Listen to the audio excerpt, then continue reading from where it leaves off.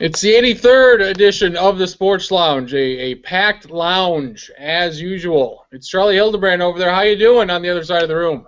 I'm pretty good. It's pretty packed in here. Part of that is because I put on some holiday weight recently, but we're not going to talk about that. Labor Day, that is a big time, as usual. Everybody making their Labor Day resolutions. Try to keep those through at least Halloween. So we'll keep you up to date on that. Just us two. We're going to start with the big NFL news of Ray Rice and Adrian Peterson and everybody else that seems to have domestic issues. So we'll hang off on that and see if we can get a few more people in here. We'll see if Marcus can join us at the top of the hour. And Mr. Sacken en route from College Game Day up in Fargo. Didn't watch it, could not care less, so we'll get a report from him if he shows up. But since that is the case, and there's only two of us, we'll start with the college football, which was second on the agenda. That gets bumped up to number one. The big game of the weekend, I thought, was Georgia and South Carolina. Not by popular demand in Incarnate Word, North Dakota State, but actually it was Georgia at South Carolina. And a lot of people like Georgia in the preseason. I was really not one of them. The Sports Lounge adopted South Carolina as their team of choice this year to make a run at the national championship, to make a run at the conference and the playoff. So they shit the bed versus Texas A&M on opening week. So a very intriguing game as far as the SEC East goes. And Georgia, they lose 38-35. So South Carolina in the driver's seat here with one loss. They have that very important tiebreaker with Georgia. We still see where Missouri will fit into the mix later on in the season. But so were you surprised that South Carolina, because they looked awful their first 2 weeks, and they put up lots of points here. Their defense is still not very good. But another old-fashioned SEC a defensive battle, 38-35, as usual. I'm surprised that they won. I thought it'd be a fairly close game, just because I know Georgia's struggled at South Carolina historically. I thought it'd be a much lower scoring game than it was. That obviously didn't happen that way, but didn't think South Carolina would win. They played really well on offense. I wanted to say Connor Shaw, their old quarterback. I think it's Dylan Thompson. Yeah. Thompson played pretty well. And, I guess we just go to the important points. Late in the game, if you're Georgia and you've got the ball first and goal at the 3 or the 4 yard line or whatever, I don't know why you're not giving the ball to your best player 2 or 3 times in a row. Who's their best player? I would say that it's Todd Gurley. Oh, personally. Really? I'm going to go out on a limb and say he's their best player. That's a good poll question. You should put that as a poll question. Who is their best player? I don't know. That ESPN bottom line poll that I always vote what I don't believe to screw up the data, but that's another story. But, I don't know what they were thinking. Certainly they get the intentional grounding and you lose the down, and that screws everything else up. Shouldn't have mattered anyways because the guy should have made the field goal also. He did not. South Carolina goes on the long drive, maybe gets that first down. I was at work, so I couldn't watch every second of it, but I saw a few shots of it. That's about as close to, I don't know if he got it or not. I don't know what the ultimate conclusion of everyone watching the game or the announcers were saying about that was, but they ruled that he got it, so in the end it doesn't matter. And both you and I picked South Carolina to win the East at the beginning of the season when everyone else was on Georgia. So not the route we expected it to go through 3 games, but they still control their own destiny. That they do. I would say that first down call does stand there late in the game because I believe it's at the end of the chain, not the end of the post, but at the end of the chain, and it was ever so close past the end of the chain. So I think they did make the right call, and I think South Carolina should have gotten the 4th down conversion there Ballsy call, stonesy call. Would you have had the stones to do that, and rather than pin them hopefully inside their own 20 to 15-yard line there with with late in the game? I notoriously do not have the same level of stones that Spurrier does. I would have punted it and made Hudson Mason try to throw it to get down there. I think ultimately they got the first down, so it didn't matter. I think either way it wouldn't have mattered. I mean, I should say certainly if they would have turned it over on downs and given them a shorter field, that could have made a difference. But if they would have punted it, I don't think that would have made a difference. But we'll never know, and it's irrelevant because Georgia had a chance to do something early, like they do have frequently over like the last decade. And when given the opportunity, they said, no thanks, I'll pass. We've talked about Clemson a long time on this program since its inception, about how they disappoint ever so often. And Georgia, I think Georgia's had better teams than Clemson the last 10 years. I think that's fairly clear. But they have disappointed time in and time out. You've had 4 different teams here over the decade from the SEC win the national title. And Georgia, they have not won the SEC in that time period. They've had Aaron Murray. They've had plenty of good players, good defense, good coach. Why has it been Georgia? They just come up just a little bit short every year. It's that one game. And this year, South Carolina appears to be that game. I think they did win the SEC title in 2005, and then before that, I think they won it in 2002. But that's 2 conference titles in the last 15 years, or however long Mark Richt's there. But hey, they beat Hawaii. They beat Hawaii in the Sugar Bowl. True, they did do that. That's a trophy. But they haven't won the national title, and I would say the reason is they've certainly had the talent to do it. Not every one of those years, but many of them. But kind of like we say in the NFL that the difference between 4-12 and 12-4 is pretty small. It's not quite that small in college, but I think and I'm going to try to not put on my ESPN SEC network and say they're the greatest thing ever, always and constantly. But I think you would be foolish to say that they're not going to generally be the best conference every year for the foreseeable future. And the margin of error is small, and I guess the last 3 years, or the last 4 years now, I would say, it kind of seems like South Carolina's been better or Missouri's been better. And I don't know. I kind of like Georgia and Mark Richt a little bit. I would say it's disappointing. I mean, the SEC West has been much better than the East recently, and they have had opportunities to win the East more and probably haven't done it enough. They had that game against Alabama, I think that was 2 years ago, where they probably should have won, but I don't remember if they threw an interception or got tackled inbounds at the end of the game. But either way, they've got the talent. They need to do something to find a way to win some of these games. I should say, I mean, it's also possible South Carolina could go back to their Texas A&M game and lose 2 or 3 more games, and Georgia could back their way into the SEC title game. So there's still a lot of season left. And the thing about Georgia is that they never play Alabama. They never play LSU. They always somehow get a pass and play these teams every 3, 4, 5 years. And their schedule, I like to look at the schedule. Not that I think Georgia's all that good, but their schedule is not very tough. They have 3 road games the rest of the year. A tough one at Missouri. That's going to be a big one. At Arkansas and at Kentucky. Besides that, they have 4, 5, 6, 7 home games coming up the rest of the season. So, and they should not lose at home the rest of the year.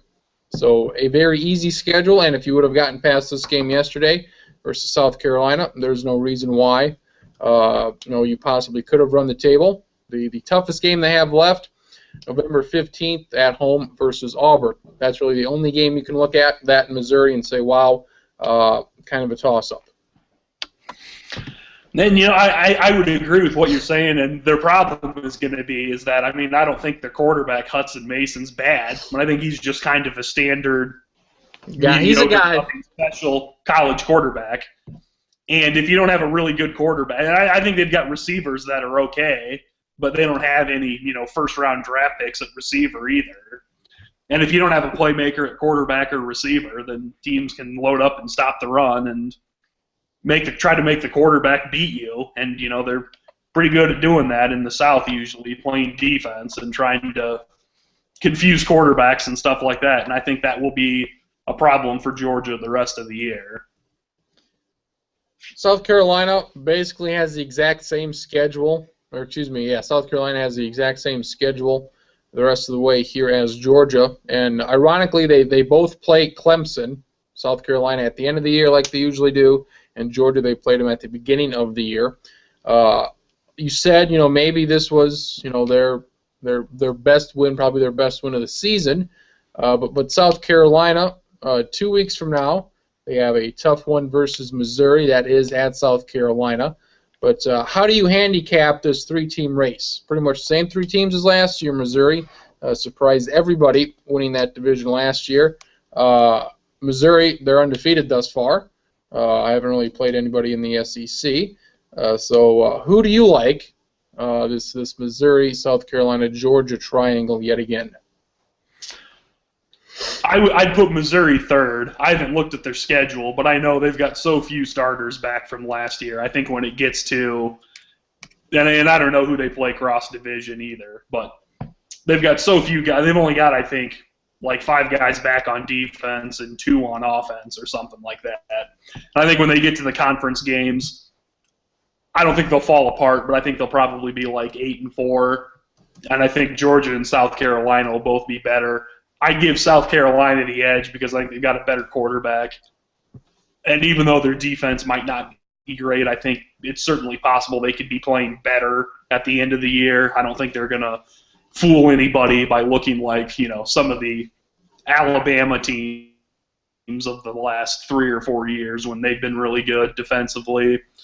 But I think they can do enough to give Thompson plenty of opportunities to throw the ball around, and I don't know. I guess I just like Steve Spurrier, and I kind of feel like he's going to find a way to play in another SEC title game. I don't think South Carolina's played in an SEC title game since like 2009 or 2010, and I just kind of get the sense that it's going to be South Carolina from the East this year. I get when push comes to shove, go with the quarterback, and I think that Thompson's probably the best quarterback in the SEC East. There you go. Missouri plays Arkansas last game of the regular season at home, and they're at Texas A&M on November 15th. So those are their 2 cross-division games.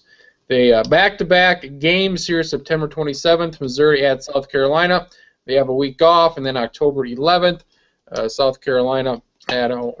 Missouri at home versus Georgia. So that right there is when your SEC East will be decided. Another shootout in the SEC, and we've talked about this for at least a year now. We had Texas A&M bringing in big-time offense. Missouri, Auburn scored a lot of points last year. I guess nationally, I haven't paid a whole lot of attention, but I haven't heard this thing that we've been talking about for a long time now. This transition of the SEC into from the defensive conference to the offensive conference of such. You still have your Alabamas and your LSUs, but really outside of those 2, where the hell are the defenses here? And is this something that should be picked up upon and should be a storyline going forward? Because yet again, there was no defense yesterday. I think it might be. I think we'll see how things look when it gets to conference play and everyone's playing mostly conference games. But I agree that I think it's going to be kind of like last year where there's going to be more offense. Because there's kind of been this transition, and we've talked about it in the past, but coaches have realized that just because the old school football logic dictated that you were going to run 45 power running plays a game and try to play good defense and control the clock and win the game. And I mean, you can still do it that way, but there's a lot of other ways to win it too. And I think, when you see teams like like Auburn and Texas A&M in the SEC, which historically have been at times very good, physical teams, saying, why don't we just run hurry up and spread everything out because we can get a whole bunch of points and yards this way. That as teams realize this, they just say that I think it's easier to be good on offense to do that. And you can take advantage of teams like Alabama and LSU by saying, hey, you've got all these guys that are, 6'4" and 240 at linebacker that are huge and strong, and all these 300-pound defensive linemen where if you spread them out and make them run all over the field, they're going to get tired and not play as well. And just kind of the chess match of how things work. And I think throughout this, I don't think it'll be quite like last year where they had so many good quarterbacks that were just kind of lighting up the scoreboard every week. I don't think it'll be to that extent, but I think it'll still be a more offensive conference than it historically is. And I'm not sure we're going to go back to the days anytime soon where, you have the top 6 defenses in the conference all give up less than 300 yards and 15 points a game. I think we're kind of beyond those days unless they make rule changes, which it seems like Nick Saban's still trying to do. He's trying to get that defense back in the game here. He's trying to slow the offenses down. They have 7 of the top 15 teams in the nation based on the latest AP poll. Ole Miss is at 10. Please explain this to me if you can, or if you think it is horseshit like I do. Go with that point. Honest to God, Ole Miss is the 10th best team in the country. No, Michigan State is 11. Michigan State would destroy Ole Miss if they play. I agree with you. I would not have Ole Miss at 10. I think there's times early in the season where they see that the SEC is good that they just kind of inflate some of these other teams. And I think most of them in the top 15 are probably going to be pretty good this year. I don't think Ole Miss is going to be one of those teams. They will finish not ranked in the top 25. And I hope they enjoy their trip to the Belk Bowl or the Sun Bowl or wherever it is that is not on January 1st. It seems fairly simple to me and you, but when they play Alabama here in a few weeks and get the hell beat out of them, that'll be a lot of fun. So, Ole Miss, enjoy this while you can. We're going to take a break now and just replay the 15-minute segment last week about the Big Ten being terrible because it was another terrible week, not a high-profile loss, but Mac, the Bowling Green from the Mac, that power, in the shootout from Indiana, a game that I paid attention to there early on, 45-42. That was a fun game. That was back and forth. That was entertaining. Apparently, Ohio State was pissed off because they beat Kent State 66-0. Minnesota somehow scored a point against TCU. I don't see how that happened. Iowa State, after looking awful, very awful against North Dakota State for a run, and awful versus Kansas State. It seemed like Iowa State, they looked really good in both games and looked really bad in both games.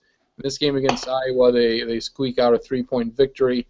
Illinois gets throttled against the Washington team that's been very unimpressive thus far. Nebraska, they put the boots to Fresno State. And in one of your first conference matchups here, Penn State ekes out a win in conference versus Rutgers, 13-10. Not as bad as it was last week for the Big Ten, but yet another subpar week.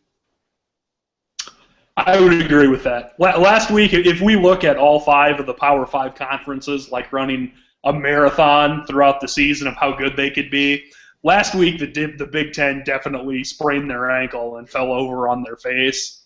This week, I don't know if I'd say they fell all the way down, but they definitely stumbled and had to stop for a second and catch their breath. Not as bad as last week because they didn't, like you said, they didn't have any of the super high-profile games that they lost. Although I would say that Virginia Tech losing to East Carolina is almost like a loss for the Big Ten still, ipso facto.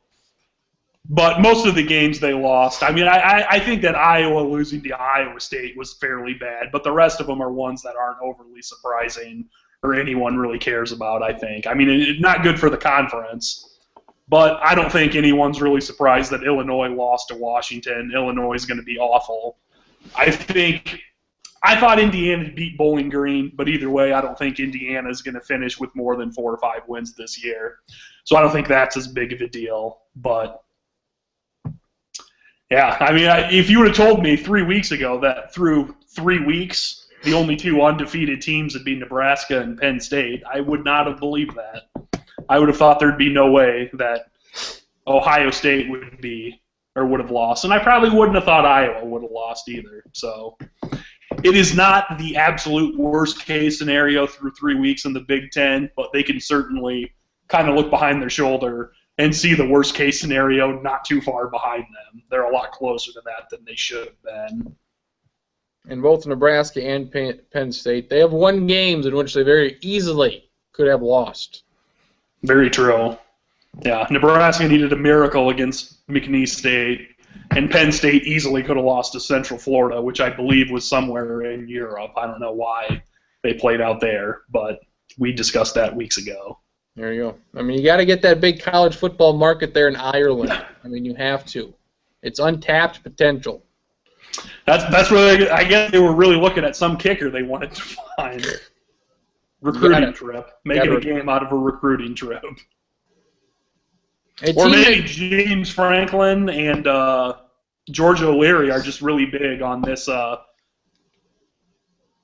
never mind. I was going to say Irish independence, but that's Scotland that's looking for their independence. So scratch the last 30 seconds from the record. That's where we're going next year. Yeah. We're going to Scotland next year. Get it ready. Get your skirts and your skirts ready. So. A team that had a fairly good showing from the Big Ten was Purdue. They only lost by 16 to Notre Dame. But Notre Dame, they got Everett Golson back. Rice, Michigan, Purdue, so they'll beat the hell out of Syracuse next week. They start the year 6 straight at home before they spend the next month on the road. But what do you make of Notre Dame? Team here. Quarterback is back from their national title bid from 2 years ago. That did not end well. They had those suspensions before the beginning of the year, and those have not seemed to have had too much damage so far. They've got Stanford here in 2 weeks at home, which is a game I think they could win. Where do you see Notre Dame early on here? Going into the season, I looked at their schedule and it looks pretty nasty, and I was thinking they'd go like 7-5 or 8-4. Through the first 3 weeks, I'm not gonna pull a Lou Holtz and say they're going to be undefeated and make the playoffs. They will not make the 14 playoff, but I could see them going 9-3, maybe possibly going 10-2. They play at Florida State. If it was in South Bend, I could say maybe we could find a way to see something goofy happening. I don't think they're going to win in Tallahassee against Florida State, though. They could beat Stanford, but certainly I think as of now we'd look at that as essentially a toss-up game with what we've seen so far. I don't know how USC is going to be at the end of the year because they've only got, 56 guys on scholarship or whatever. But certainly that game's not a gimme either. And there's someone else they play that's pretty good. I'm thinking maybe at Arizona State. Yeah, and they could win. I think other than Florida State, those are all games that if they won, I wouldn't be shocked. I would be shocked if they won all of them, though. They are at Navy, and we know how good Navy is. They beat Texas State by 2 touchdowns yesterday, so look out.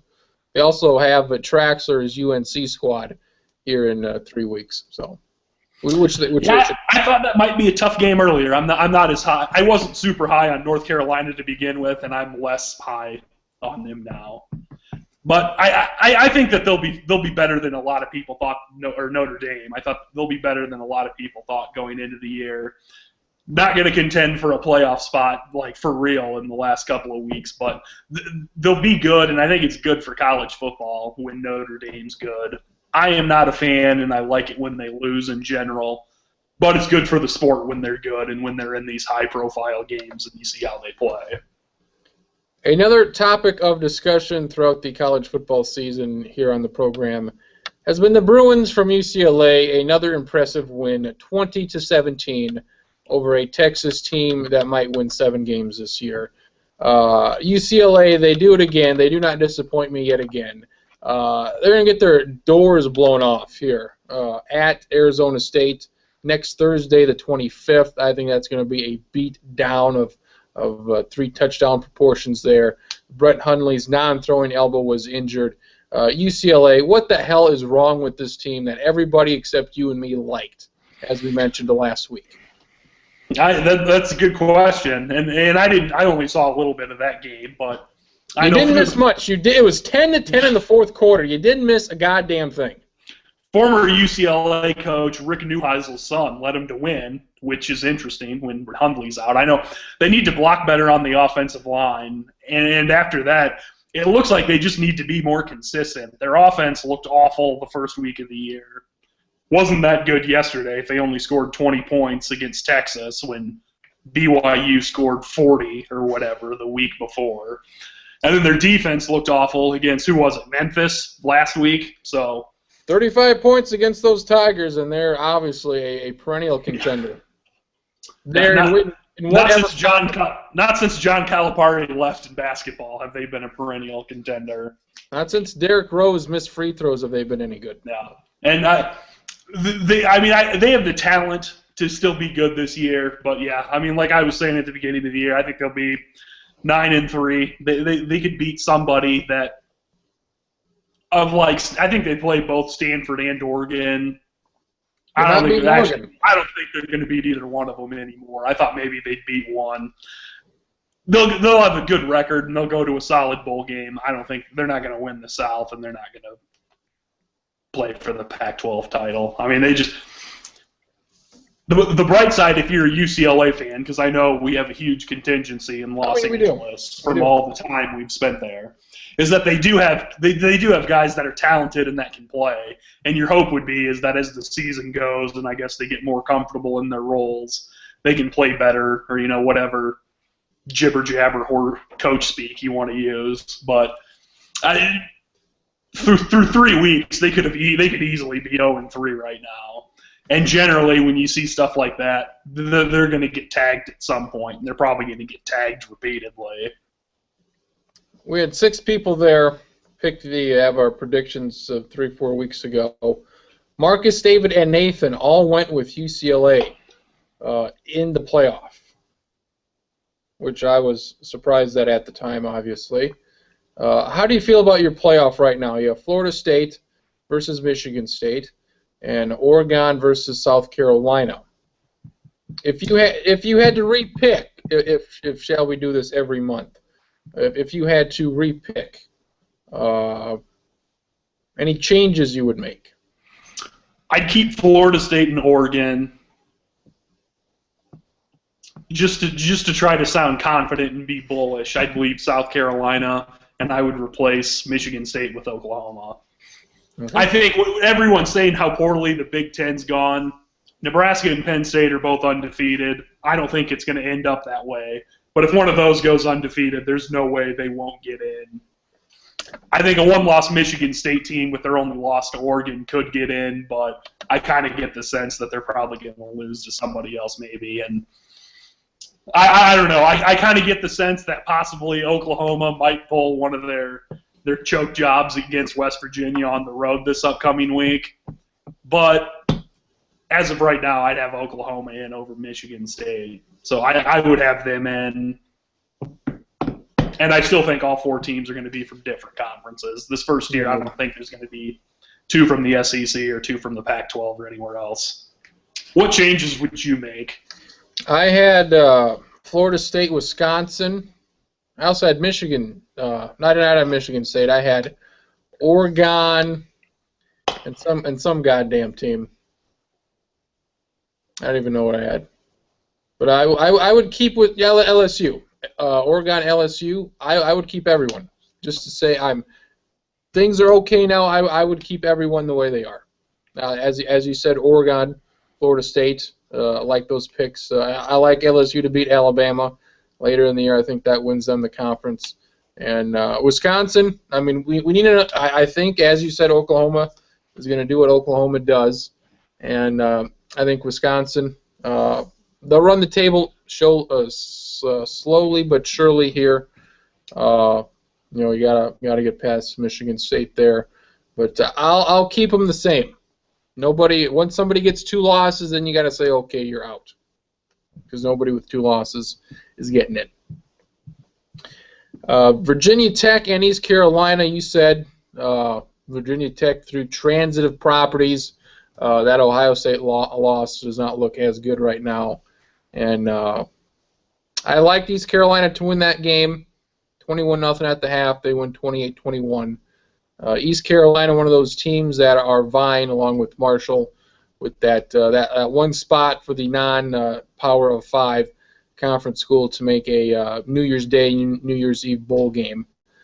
This is definitely a big win for them going forward to solidify their resume as a team worthy, since Marshall doesn't play anybody nearly as good as Virginia Tech. How disappointing is it for Virginia Tech to lay an egg like this 1 week after your biggest win in many years? It's pretty disappointing, and there's a guy I work with that's a Virginia Tech fan, and he talked about how they routinely do this. They beat someone good and lose the next week, and I think that's a common thing with a lot of teams. It's not just Virginia Tech, but certainly it's a disappointing loss for them, and they could still win their division. I always forget if they're in the Coastal or the Atlantic, but whichever one that doesn't have Virginia Tech and Florida State, or doesn't have Florida State and Clemson, they could still win that. But losing to Ruffin McNeil and the Pirates like they did yesterday after that big win is painful. You would have bring that up as I get on here. Surprising. They went from hokey high to hokey hungover as hell the next week. I told you this was the game that I feared, because they gave South Carolina a great run, and Virginia Tech, everyone kind of talking them up. I knew this was a trap game, and evidently they didn't realize that until late in the fourth quarter. Explain this to me, because you went up to Fargo. Yes, I did. To see the deal. I'm assuming this. I'm assuming this hard hat costs no less than $20. What do we got? That's correct. What do we got? We got a college game day hat built by the Home Depot. I'll try and put this up here. It's got a picture of Lee and Desmond, Kirk and Fowler on the back, a nice sticker. Got the college game day logo right there. They're very nice, and these Cheez-It glasses. Cheez-It? Were they free? Yes. Or? Everything was free. Everything was free? Really? Everything was free. Yes. So everybody that showed up got a hard hat? No, only out to the very front people, and not everyone even in the front got it. Threw up and the paws that can palm wall clocks caught this. So I was gonna kill some Bison fans if I didn't get one of these. Seems reasonable. Seems reasonable. Yes, for a free plastic helmet, but. Just out of curiosity, how many of the other village people did you run into while you were there? Mr. Construction Worker. Yeah. Wyatt the Cowboy? Yeah, but he was not there, so no. Unfortunately, I'll discuss this more later before we end the show. I hear we're getting a call from the NFL here saying that they do not approve of Stacken's television being on Packers jets in the background. They are saying this is a violation of their copyrights. Oh, yes? Well, I'm just... Leave it on. Leave it on. We don't like it. Leave it on. We need it. Leave it on. That's right. The Jets are... Oh, no, never mind. They just threw a pick. Game over. Packers win. Yes, Packers do win. I believe Virginia stormed the field when they beat Louisville yesterday, 21-ranked Louisville. This is bad. This is real bad if you're storming the field. I mean, that makes Did BC sense. Field last night? Yes, that is deserved. That is deserved. Well, I was just wondering if they did, because if they didn't, and then Virginia does, that's yeah. And Louisville played like crap yesterday. It was terrible to me. But you know what? How the mighty have fallen, and I guess Virginia was never mighty to begin with. Virginia? Yuck. Yeah, Virginia. Were they ever a very good football school? Well, not recently. For a long time. I don't think since Matt Schaub was there, and by good I mean like 9-3 good, not 11-1 good. It's not good. Mr. Stacken, any thoughts from the college football season? We talked about UCLA, another impressive win over Texas by 3 points. Okay, let's be fair here to UCLA. Hundley left the game in the first quarter, so I think played some role in that decision there. But yeah, they didn't look good. The Georgia kicker definitely is going to be the scapegoat for Georgia losing that game, though. Their defense should be the scapegoat, giving up damn near 40 points. That's no good. But I think that a lot of people are going to look at that. I'm going to make my room less yellow. Is that better? Very good. Yes, there we go. Very good. By God. But I think Georgia definitely losing a close one doesn't really hurt them too much in the standing, but I guess now they're tied. Really? That was if they win that game. I mean, it's them in Missouri. If they win that game, that knocks South Carolina out of the race.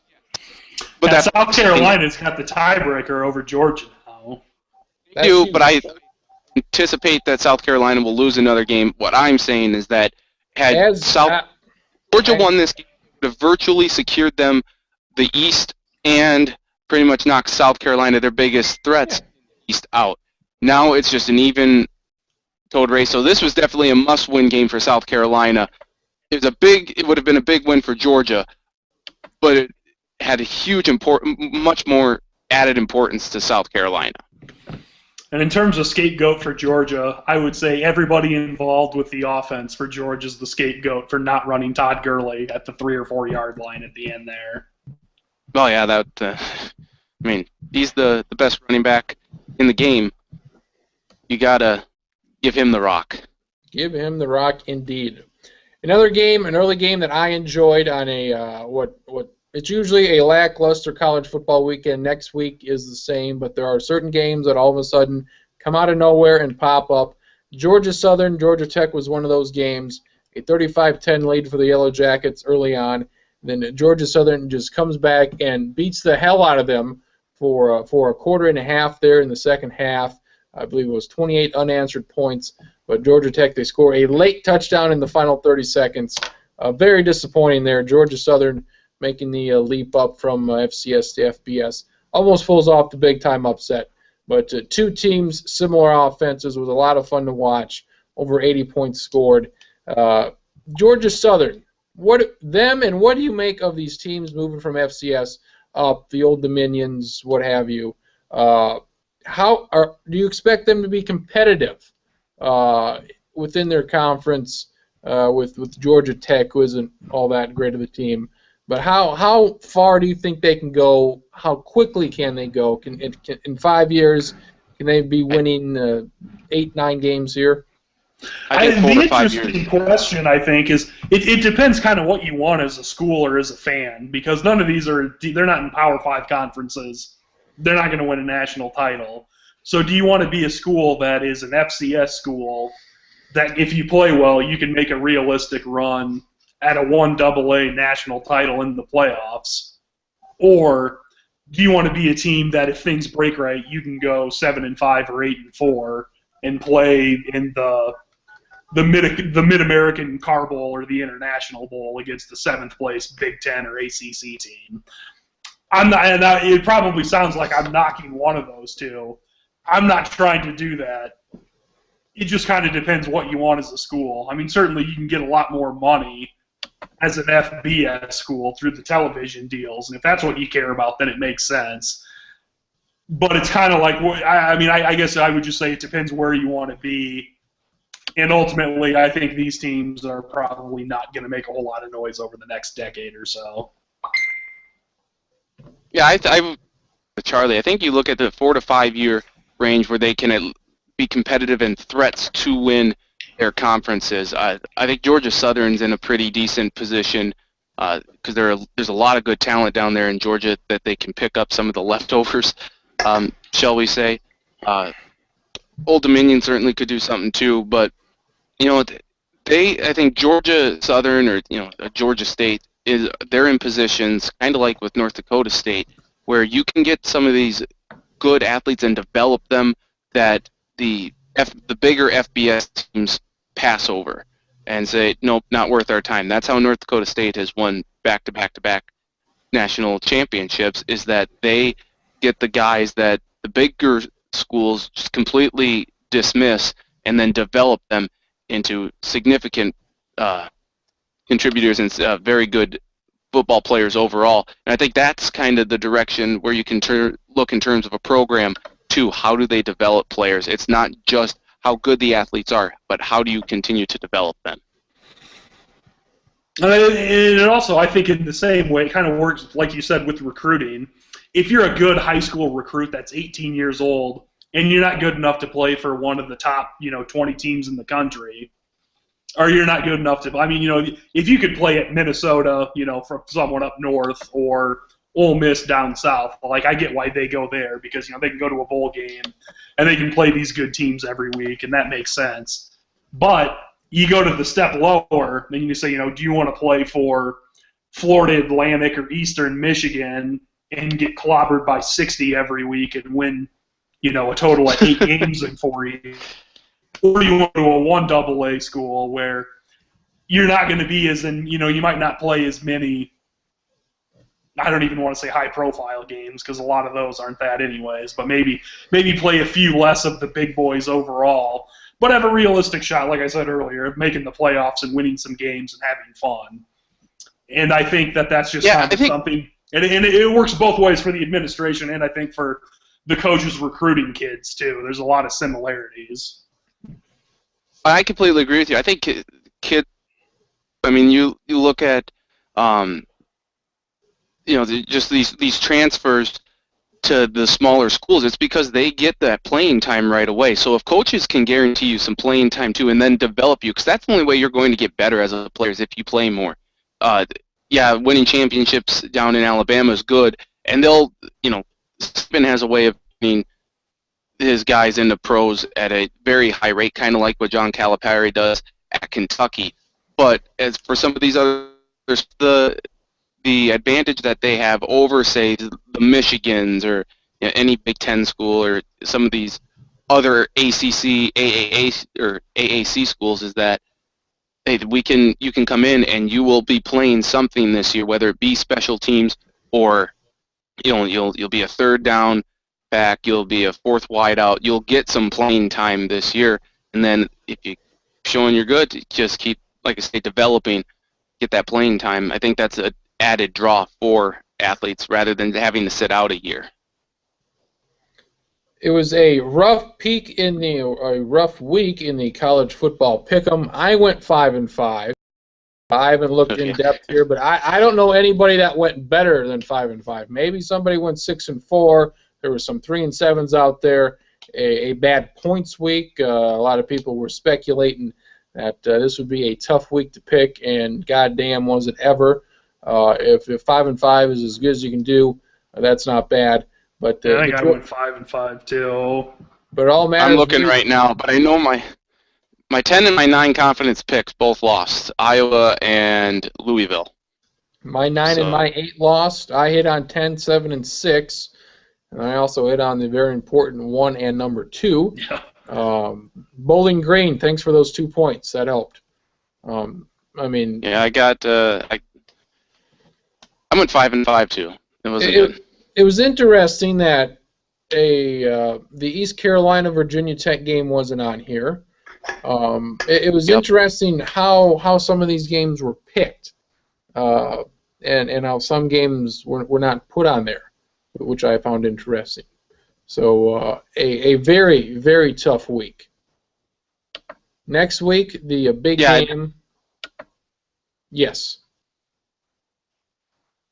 Next week. When you could have put Virginia Tech, East Carolina, a trendy upset pick. That's right. Next week, the big game is on Thursday night. Auburn at Kansas State. A lot of people, it's a night game. It's Thursday night. It's Kansas State like they're playing it on the moon. I think Auburn rolls them by 2 touchdowns at least. How do you see Auburn and Kansas State? Charlie Hildebrand. And consider. I think it depends on your definition or role. I think they're probably going to win by like 14 to 17 points. I think it'll be kind of goofy and weird early on, though, because those Thursday night games just seem to have weird things happen a lot of the time. And Kansas State did have the extra – I mean, they didn't have a lot of extra time, but they had the 3 or 4 extra days to prepare for the offense. I don't know if that'll be enough. It'll be a good game at halftime, I think. But certainly, I don't think anyone's going to confuse the talent level of Auburn with Kansas State. And I think they're going to end up winning by like 17 to 21 points or so. Yeah, I think Kansas State, they have a hard time with Iowa State last week. They did win, 32-28, but they definitely have some issues. And there are some teams that, quite frankly, are overrated this year, like a UCLA. For example, I don't know, I guess, exactly how good this Kansas State team is, but I don't think they're any match for Auburn. I think Auburn will be able to have a successful running game, regardless if it's Marshall running it or anyone in the backfield, and they will win by at least 2 touchdowns. Does Miami at Nebraska get you excited about the 80s at all? I don't remember much when they played in the 80s. I sort of remember that one time in the 90s they played in the Orange Bowl when I was in like 3rd grade or whatever. I think it's an okay game, but part of that is that it's just not a great slate of games this week. I would agree that the Thursday one's the best, and then it's kind of like, well, I guess it's Florida State and Clemson and Nebraska, Miami, and then a whole bunch of other games that nobody's going to care about. And I don't think that many people are really going to care about Nebraska and Miami in the first place. You had yes. I was just going to say, game day's going to Tallahassee next week for Clemson, Florida State. Yeah. North Dakota State is welcoming Montana. So I think if there were a week ever where College Game Day would want to go to Fargo, it'd be for a bigger game like Montana, North Dakota State, 2 of the best 5 teams or so in FCS, rather than Incarnate Word and the Bison. I think the guy who set up that they went to Fargo this past weekend was the same guy that set up the Pick'em and didn't have Virginia Tech and East Carolina on there. Okay. They're letting the interns make too many decisions there now. If South Carolina would have beaten Texas A&M, you would have had a couple of top 10 schools there. I think they would have went to South Carolina last week. I think that fairly certain on that, 2 top 10 teams in the SEC. So I guess North Dakota State can have Kenny Hill to thank for College Game Day once again. Clemson at Florida State. We know what happened last year at Clemson. It was not pretty. It was not pretty from the get-go. You got to see Clemson ride their bus 17 miles around their stadium and get off. That was cute. But then once they actually stepped on the field, they got their asses handed to them. Clemson at Florida State. Anybody smell an upset? Anybody smell anything at all besides carbon monoxide? I don't think Florida State will beat them quite as bad as they did last year. I think they're going to win handily, though. They'll end up winning by 3 touchdowns, not the 9 or however many it was last year. Yeah, I think it's going to be you see, Florida State, though, hasn't played well the first couple of weeks of the season by their standards, or compared to last year. They haven't been nearly as dominant. They had an off week now to prepare for Clemson. So as much as I want to say Clemson can, hang with them, they probably can for a quarter or maybe a half. But I think Florida State will pull away. I'd feel better about Clemson if they didn't absolutely do nothing against Georgia in the second half, that first game of the year. But since they did nothing in the second half, I think Florida State will kind of be like Florida in 2009 and USC in 2005, where they're the preseason favorite, and there will be times that they don't look as good because there's a target on their back all year, and they get everyone's best shot, yada, yada, yada, yada. I don't think this is going to be one of those games that goes to the wire, though. I think they're going to bring their A game to play Clemson. Charlie mentioned it earlier in the program. Right now, I am all over West Virginia, Oklahoma. At West Virginia. That's got my interest at a 10. Yeah. Can it happen? Can it happen? Yes. Oh, boy.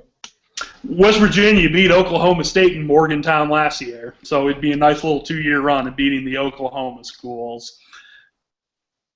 And I guess I don't see why not. So I'm going to go ahead and say that I'm pulling that I think West Virginia is going to find a way to beat Oklahoma. I know, like 2 years ago, or whenever West Virginia's first year was, when they still had Geno Smith and Tavon Austin and those guys, Oklahoma ended up beating West Virginia, but it was like 65-58 or something like that, some ridiculous score.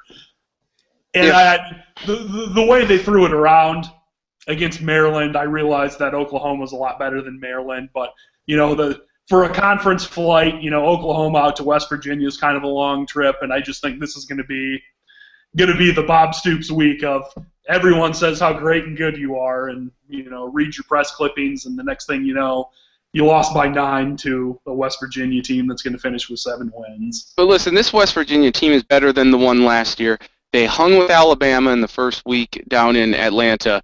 If you're going to hang with the number 3 team in a neutral site, I think you can hang with the number 4 team at home and pull off that upset.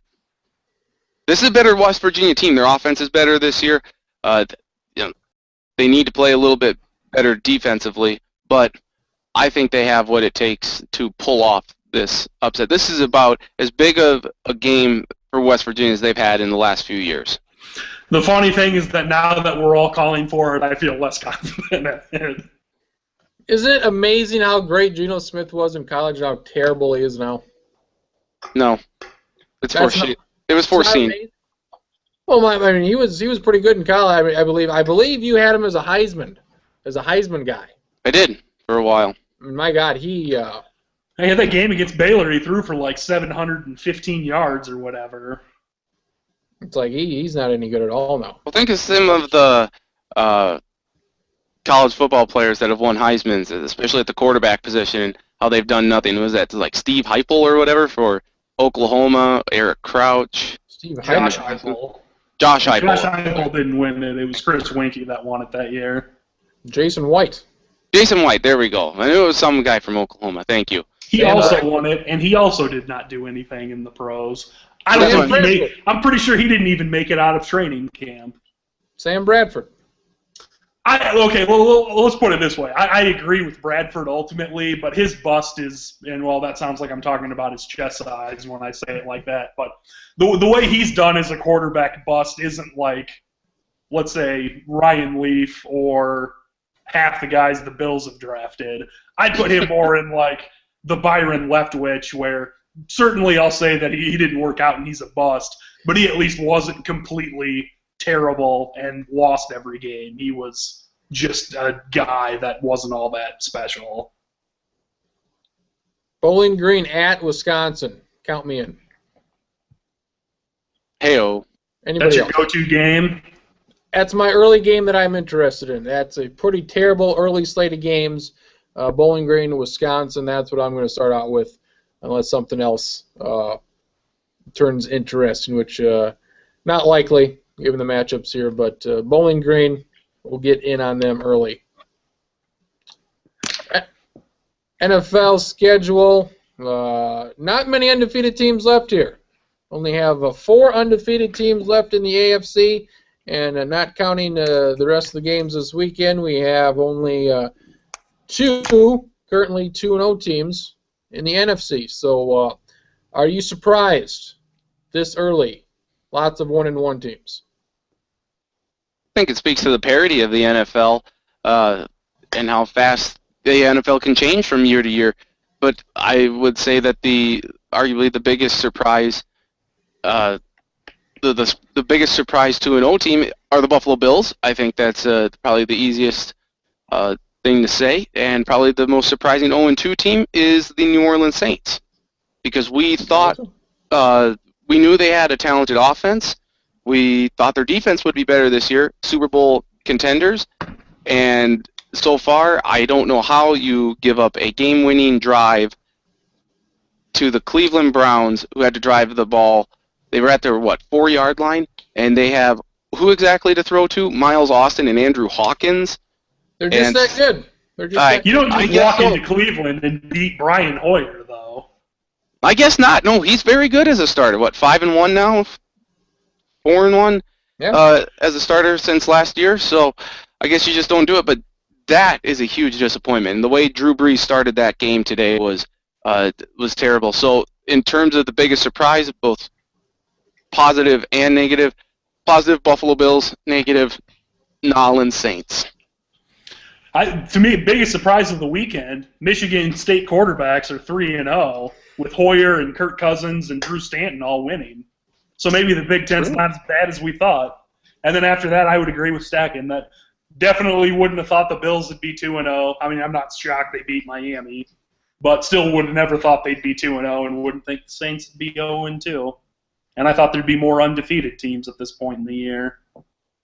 Saints. I was just going to... Oh, sorry, go ahead. No, go ahead. Well, I was just going to say Arizona, I think, could be considered a surprise 2-0. I'm not surprised that they beat the Chargers last week.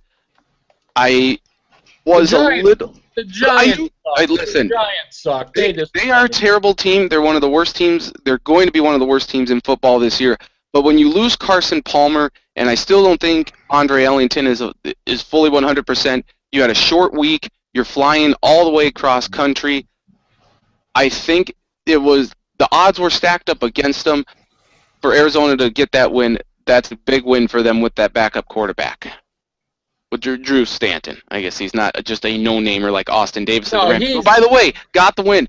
But if you want to talk about disappointing teams this year as well, Buccaneers 0-2 at home. Well, I have no idea how Tampa. I mean, Sports Illustrated had them at 11-5, winning the division. You have Josh McCown. 35-year-old Josh McCown is your quarterback. I have no idea why anybody thought Tampa Bay would be any good. 5 wins. Last week we said, well, Minnesota this, Minnesota that. They beat the Rams. Well, look what the hell happened. The Rams went on the road and they beat Tampa Bay. So. There are no upsets. I think I said this last year. I want to reiterate yet again. There are no upsets in the NFL. You could take the worst team. If you think the worst team in the NFL right now is the New York Giants or Jacksonville, that's fine. If you think the best team is Denver or Seattle or whoever, you could put the Giants at Denver or Jacksonville at Seattle. And if they were to win, well, that's just the way it happens, and that's just the way it goes because the one thing we know about the NFL is we don't know what the hell's going to happen, but somehow it's always like that. One thing to add on, someone's going to get arrested. Yes. I'll say one thing to add on to Kriens' point about the upsets is that Boston College beat USC and they tore down the goalposts. Has anyone ever torn the goalposts down in the NFL after they beat the spread or when they won when they were underdogs? No, because that's the Jimmy Graham rule. They would be fined. They should. Get it done. Marcus Traxler, welcome to the program. Welcome. Very good. Thank you. I've been here a long time. Thank you. I'm welcoming you guys to my abode. To your lounge. Thank you. Okay. That was very polite of you. You're on a boat? You're on a boat. My abode. My home. Abode. Very nice. Marcus Traxler, what surprised you in week 2 here, NFL? Seattle goes down. Buffalo 2-0. Cincinnati's defense looks terrific. Tampa Bay, surprising. Tampa Bay is not going to be 11-5 and win that division like Sports Illustrated said.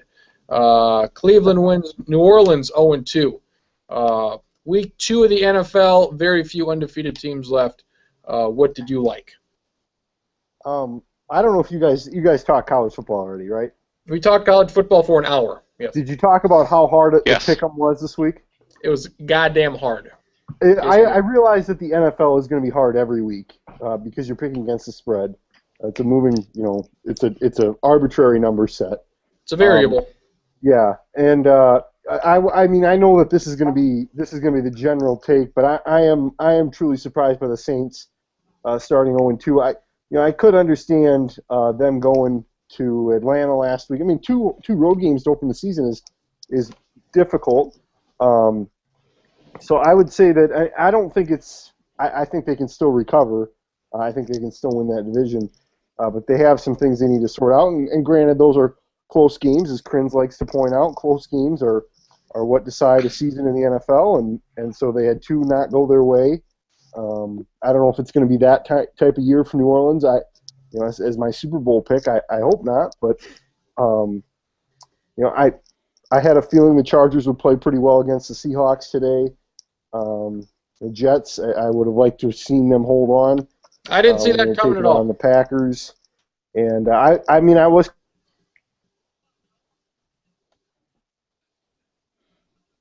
Marcus Traxler has frozen up in his abode. What has happened?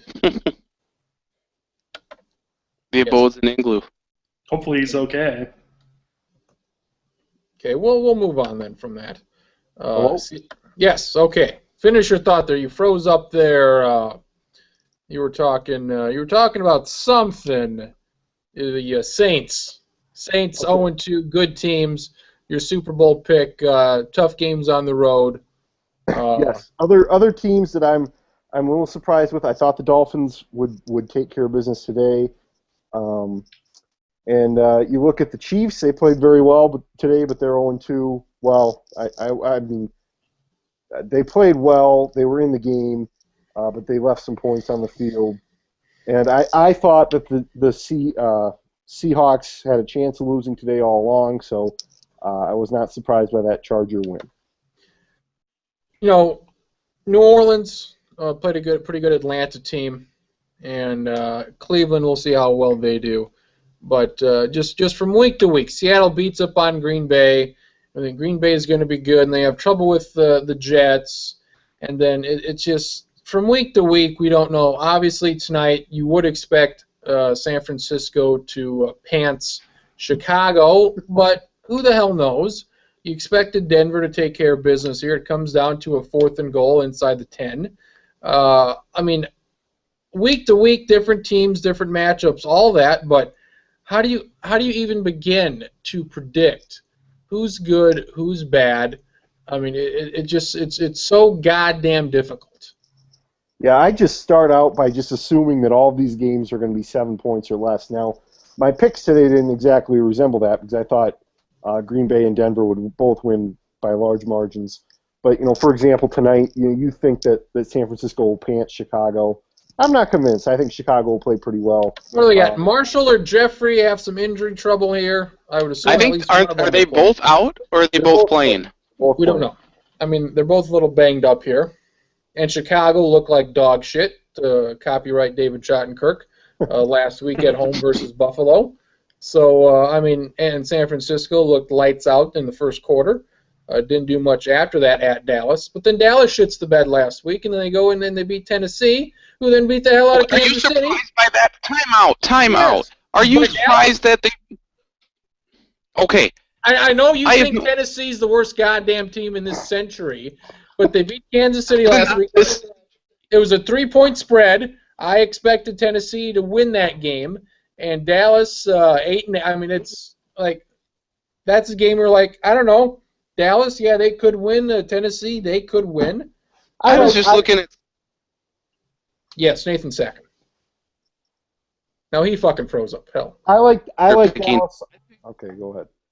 I was just going to say that people were going against Baltimore. Like, you know what, Baltimore, a tough week. They're going to take the Pittsburgh back out to the woodshed. They did that.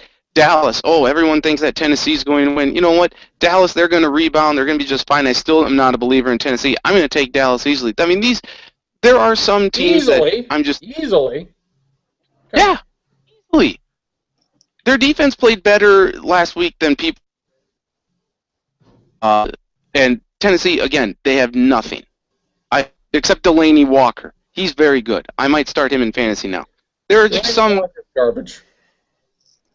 He's garbage, but... Jake Locker, you disappointed me. Jake Locker played well last week against Kansas City. Played like garbage against... I mean, you got to carve up Dallas. You got to carve them up at home like that. Poor. Very poor. I like Dallas just because I didn't think they'd turn the ball over as much as they did last week. I felt like that was more of an anomaly than anything.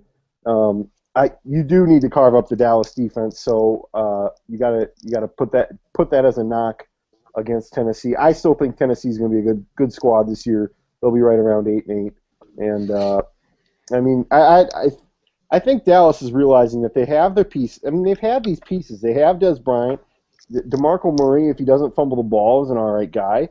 And so if you don't just mess it up, they pulled Miles Austin out of the museum. He was petrified before this season. So I'm glad that they were able to resurrect his body.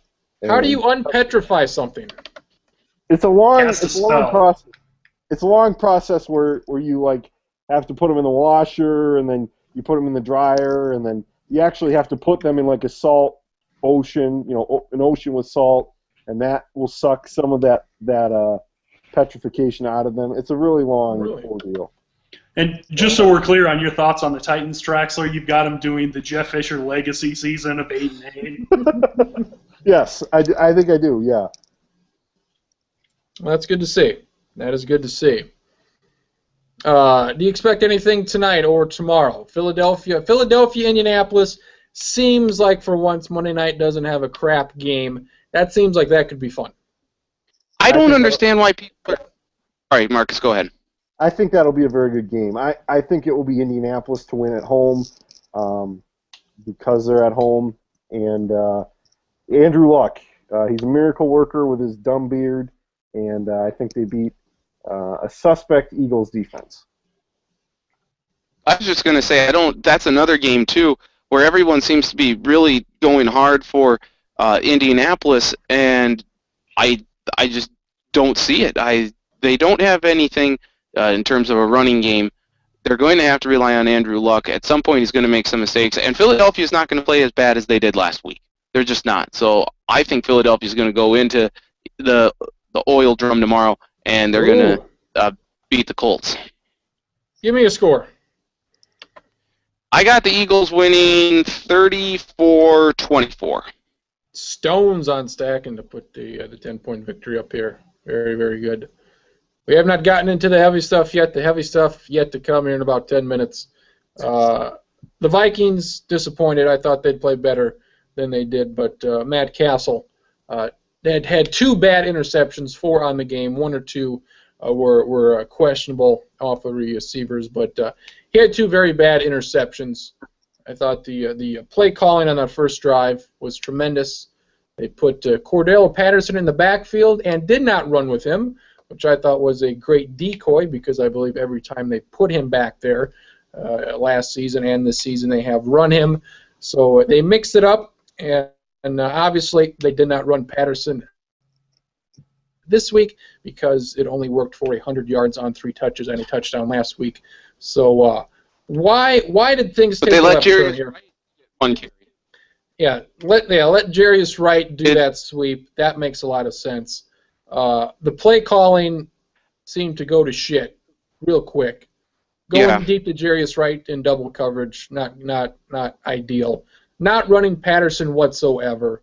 The defense, all things considered, defense gave up 23 points, 30 in total. 1 was on that blocked kick touchdown.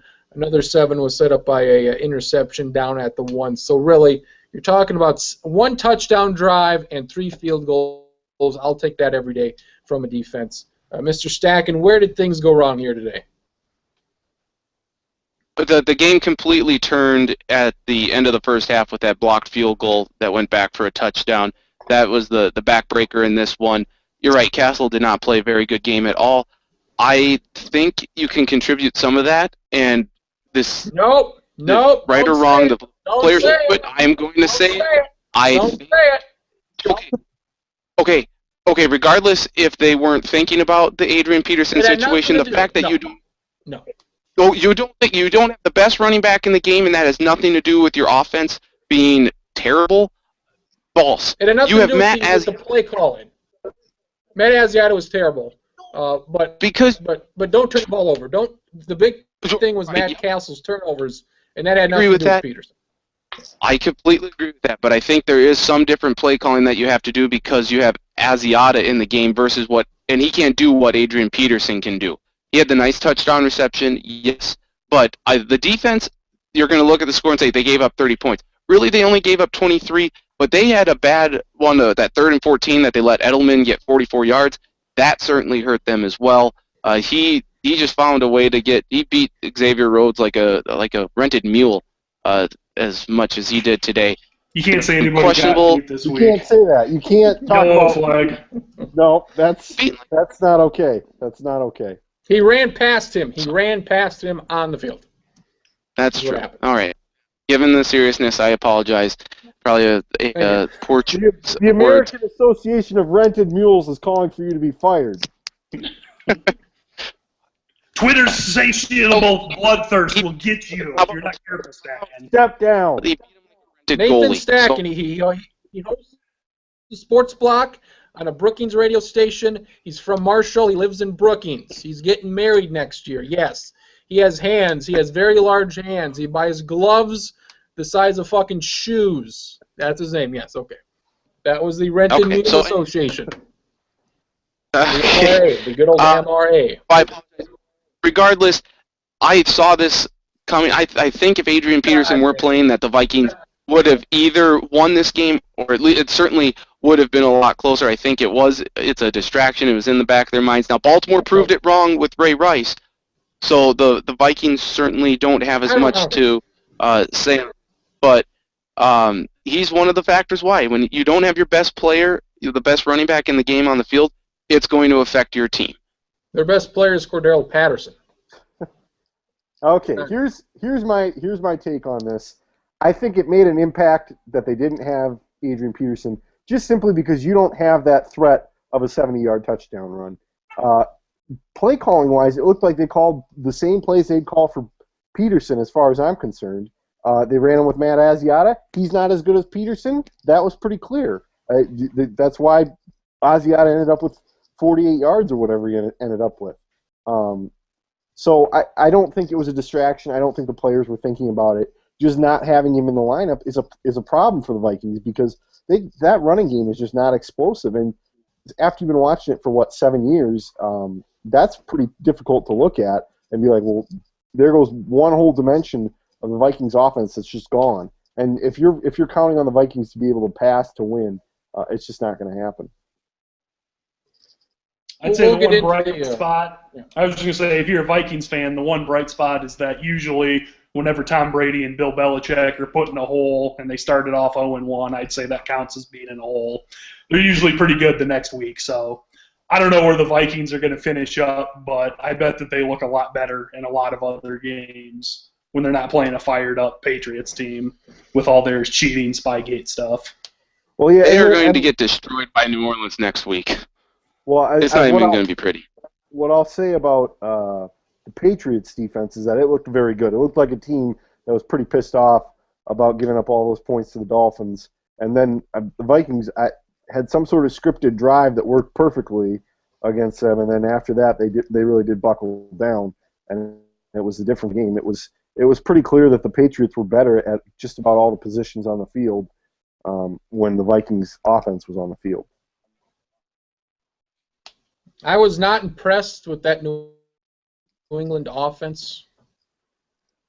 There wasn't much there for me, I guess.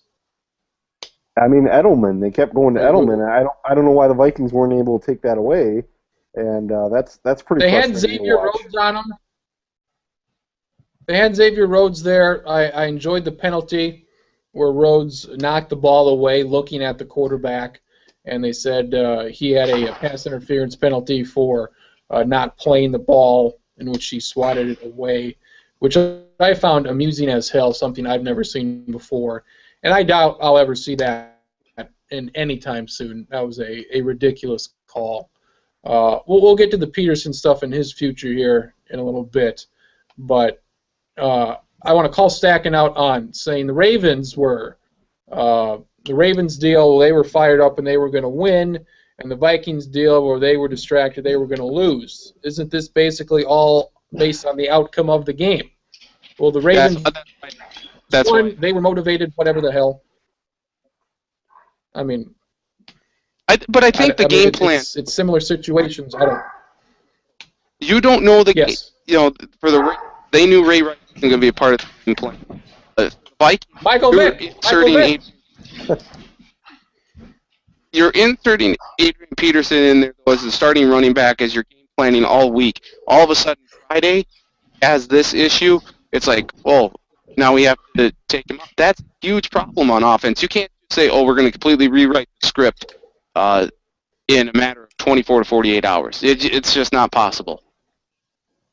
What would they have done if they knew Peterson was out on Monday? What would they have done differently,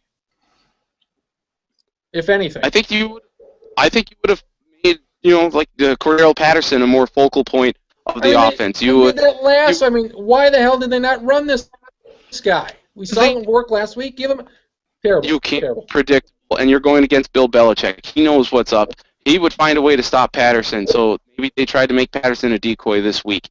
I'm just saying. That's a bad game plan. Well, I'm not in the front office, but it's or in the coaching staff, but that's my guess. They didn't even try it once. If you try it once or twice, they'll say, well, they got it done. We can't run. They didn't even throw a pass to them, and they didn't even do that. That was disappointing. And they do it once, and they do it with Jarius Wright, your third, fourth best receiver. I mean, give the guy the ball. Terrible. I mean, terrible play calling outside of that first play, and that play happened on the first play. It was very disappointing. You have Patterson, which I feel is a very, very worthy talent. And if it was up to me, as I've said 10,000 times, this is my new Christian Ponder thing, everybody, so get ready for it. Patterson, God damn it, that's right. 5 carries a game for Patterson. Get it done, for Christ's sake. It's not that difficult, especially if your first-string running back is not going to be there for a while. Figure it out, because Asiata's 2.4 isn't getting it done. If he's not getting it done, give Banyard a shot. Joe Banyard, where are you at? Let's get it done. It's a crock of shit. I understand Asiata backup. Give him a chance. Give him a chance. We've given you a chance. 50 yards on 18 carries, not getting it done. 30 carries for 51 yards last year versus Philadelphia, not getting it done. So I didn't know you were a big. And as Stacken said, Joe Banyard. I didn't know you were a big Joe Banyard apologist. I'm not. I'm anti-Asiata. Therefore, whoever would place Asiata is in my good graces. So I hate how they use Jerick McKinnon. Like they ran him like once. They passed it to him like twice. Screens and swing passes. I hate to be in the John Stiegelmeier offense here, the school of swing passes, but I mean, that's what they got to do. I feel like he's a great talent, and they're not even interested in using him. It reminds. I mean, he's not nearly at the level of a Cordell Patterson. No, I mean he's closer to Jarius Wright. I mean, but come on. But you've got a guy here in Patterson who they just didn't even play, let alone give the ball to. They barely played him the first 2 months of the season last year. And McKinnon's getting that same sort of duty here through 2 games. He's played a handful of snaps. I like that direct snap to Asiata. It was a clever play, and it was fairly effective for 4 or 5 yards. McKinnon, former option quarterback, get that done. Make something happen there. Yeah, you should put him at running back or at quarterback in the shotgun. Run a read option or something. Do that. And 2 games into the season, I could go without the rest of the season hearing about Norv Turner. This is his 30th year. Jesus Christ, give him a goddamn award. Did you know this is his 30th year in the NFL? I can go without hearing that again for the rest of the season. You know what I did find out? I found out that he and Dan were quarterbacks at Oregon. That they were there at the same time. So that was entertaining. They're gambling buddies. Card players. Poker they players. Like to play poker together, yeah. That's right. But Kriens, do you know how long Dick LeBeau's been in the NFL? Boy, he's 78 years. I believe he's 80 years old, but he's actually been in the league for 85. So that's about right. He's a 5-time Hall of Famer as a player and a coach, as a DB's coach, as a defensive coordinator, and as a linebackers coach. So he's a 4 or 5-time Hall of Famer, and he's looked the same for the last 30 years. So good for him.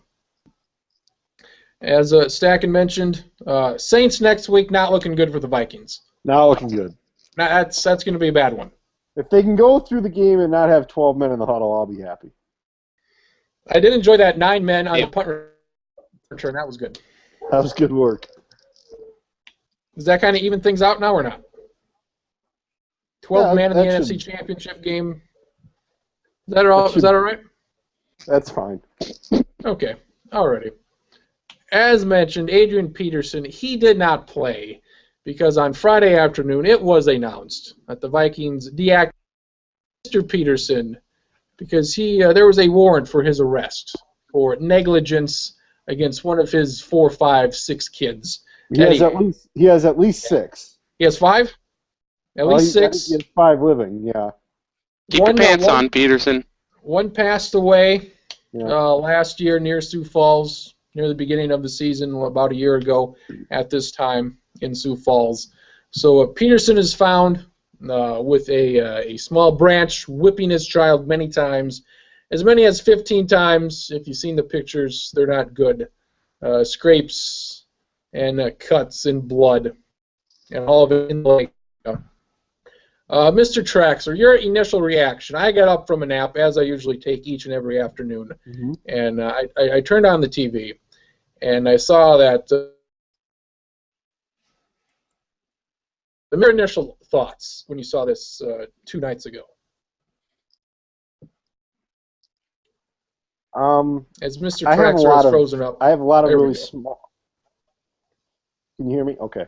I have a lot of, I guess, small thoughts about this. One, I don't know if he should not be on the Vikings anymore, or if he should not be in the league. If what he's done, and he seems to have admitted to it in some degree, is true, then I think his role with the team certainly should be evaluated from purely an off-the-field perspective. I like the Vikings, but I'm not selfish enough to think that he's so important that the Vikings have to have him. At the end of the day, I don't really care if he plays or not, because I'd rather have a team. It kind of goes back to the whole Chris Cluey thing. I'd rather have a team that does something morally right than have a team that doesn't. And so I guess I was pleased on Friday when they deactivated him. It runs in contrary to what the Ravens and the Panthers have done with their players.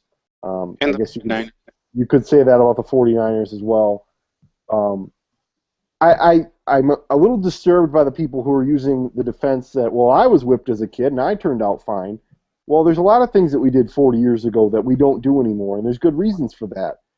Because they're not smart. I think this is one of those things that Charles Barkley today, he said that every black man in the South is whipping their kid. I mean, I don't know about that. I don't think it's something that people should be doing. If you ask me, I'm not really sure kids should even be spanked because it's not really an effective way of discipline. And I would say that even for Peterson, he seems to be showing some level of remorse. I think that helps him. I think that goes a long way in at least him getting his way back to the Vikings or some team. I think the Vikings. I'll let other people talk before we get to the Viking part. I don't know. I guess I don't have super strong thoughts about it. I would say using a switch, you're probably not going to be able to get away with doing that anymore. I think for fairly obvious reasons. And Traxler kind of talked about spanking, and I would say whether you're for or against spanking, I think we could probably agree there's a huge difference between, spanking someone on the rear end once and beating somebody with a stick. I think at the same point, I don't know Peterson's entire history. I'm not necessarily one to let's take everyone who screws up once and never let him do anything again. As far as I know, this is his first run-in with the law.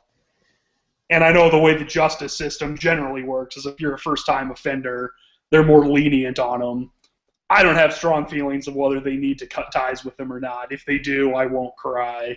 If they don't, I won't cry. And I don't have as much of a stake in it as you guys. I'm not a Vikings fan, but certainly it's not something you hear normally. And, what the kid was like 4 years old or whatever, that I think I think you would not find many people that would be like, oh, yeah, this is how we should discipline 4-year-olds. Mr. Stacken. Completely. Okay, I feel as though I'm going to have some unpopular opinions on this, and I am struggling with this because as a Vikings fan, I like AP a lot. I want him to be on the team for as long as possible, retire as a Viking. That said, what he did was wrong. I don't think it's a fireable offense. I believe he still should be on the team. Like everyone has mentioned, he was whipped as a kid himself, these whoopings he suffered through. So as he was taught, that's just the parenting style he grew up with. That's not right in this day and age. Completely understand that, but I understand where he's coming from if that's how he was brought up. Times have changed. He needs to adjust to that. There's no reason for it. I watched Sunday NFL Countdown today, and every one of them, Tom Jackson, Keyshawn Johnson, Chris Carter, and even Mike Ditka, I guess I'll throw him in there. They say they received these same sorts of whoopings, though Ditka said his was with the belt. It was meant that, but times have changed. You cannot do this anymore. It is different from the Ray Rice situation in the degree that, a 4-year-old really can't defend himself, but you also can't punch a woman either. That's morally wrong on so many levels. Having said that, I think an appropriate punishment is an 8-game suspension. You make him go to counseling, and you make him go to parenting counseling so he understands what he did was wrong. He's admitted to it. From all indications, I guess he's sorry for it, but maybe he's sorry that he got caught with it. I think it's wrong, but again, I understand, I guess, where if he had this happen to him, I guess I can understand that. It's not like he went out and punched a 4-year-old in the face. He did not sexually assault. He did not molest. It's no rape. It's nothing like that to a child. He was disciplining his child. He went extreme. He went very extreme. But if he can learn from this and say, no, I think the appropriate suspension is half a season, given in light of what's transpired in the NFL this week and kind of where we're at, and make him attend some counseling, I think that's a justifiable punishment.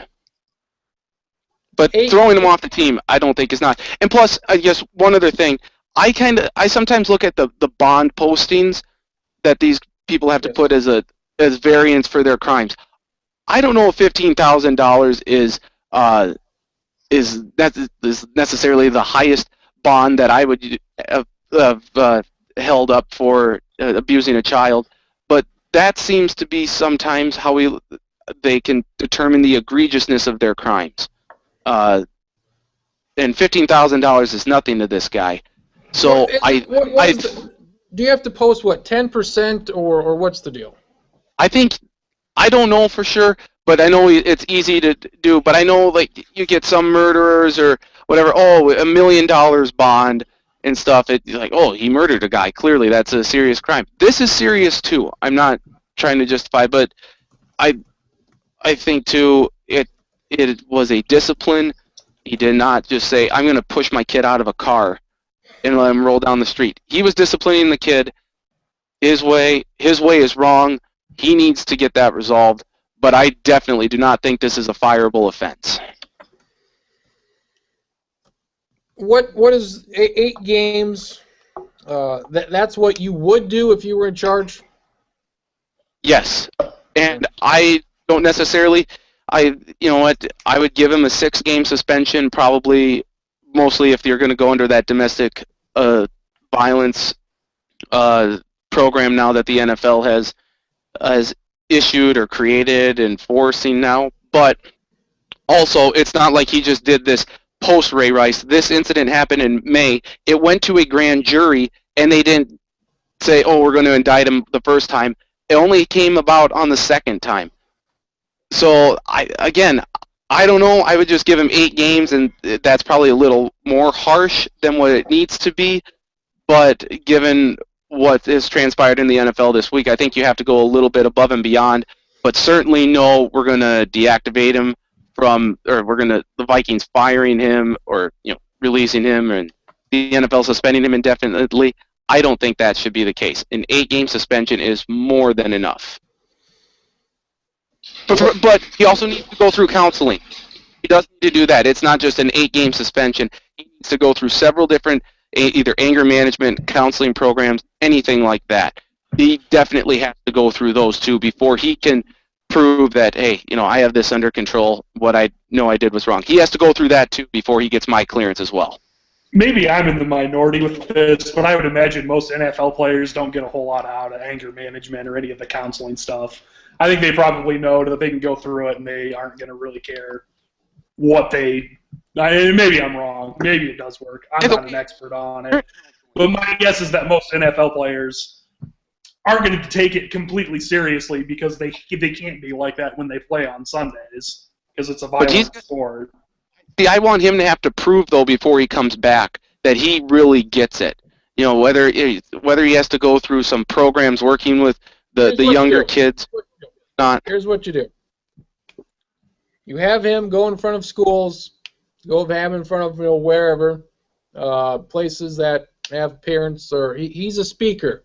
And he'll go to these places and say, this is what I did, this is why it is wrong, this is why you should do something else to discipline your kid, and this is why I will never do this again. You do something like that. Yeah, I'm completely for that. I just don't think this is a fireable offense. But I agree, he has to go through something like that before the Vikings and the NFL say, you're allowed back on the field. I say an 8-game suspension in addition to that. If this does not come out, if they do not know, apparently the kid went to a doctor and Peterson knew this was going to come up because they would see this and they would say what happened and everybody would find out. I feel like this is worse than Ray Rice because, as Sakin mentioned, this is a kid, cannot defend himself here. Both are terrible, terrible things. And you don't want to put one in front of the other, but if I had to say which one do I think is worse, I think the Adrian Peterson thing is worse. Agreed. Yeah, I just kind of look at it as being, you can't hit a woman, you especially can't hit a kid. I think that is worse. I think if you left it up to me, I understand this is kind of going to be governed under the league's personal conduct policy, which is, I think, the one that gives Goodell a pretty big range of what he can do. He can basically do whatever he wants.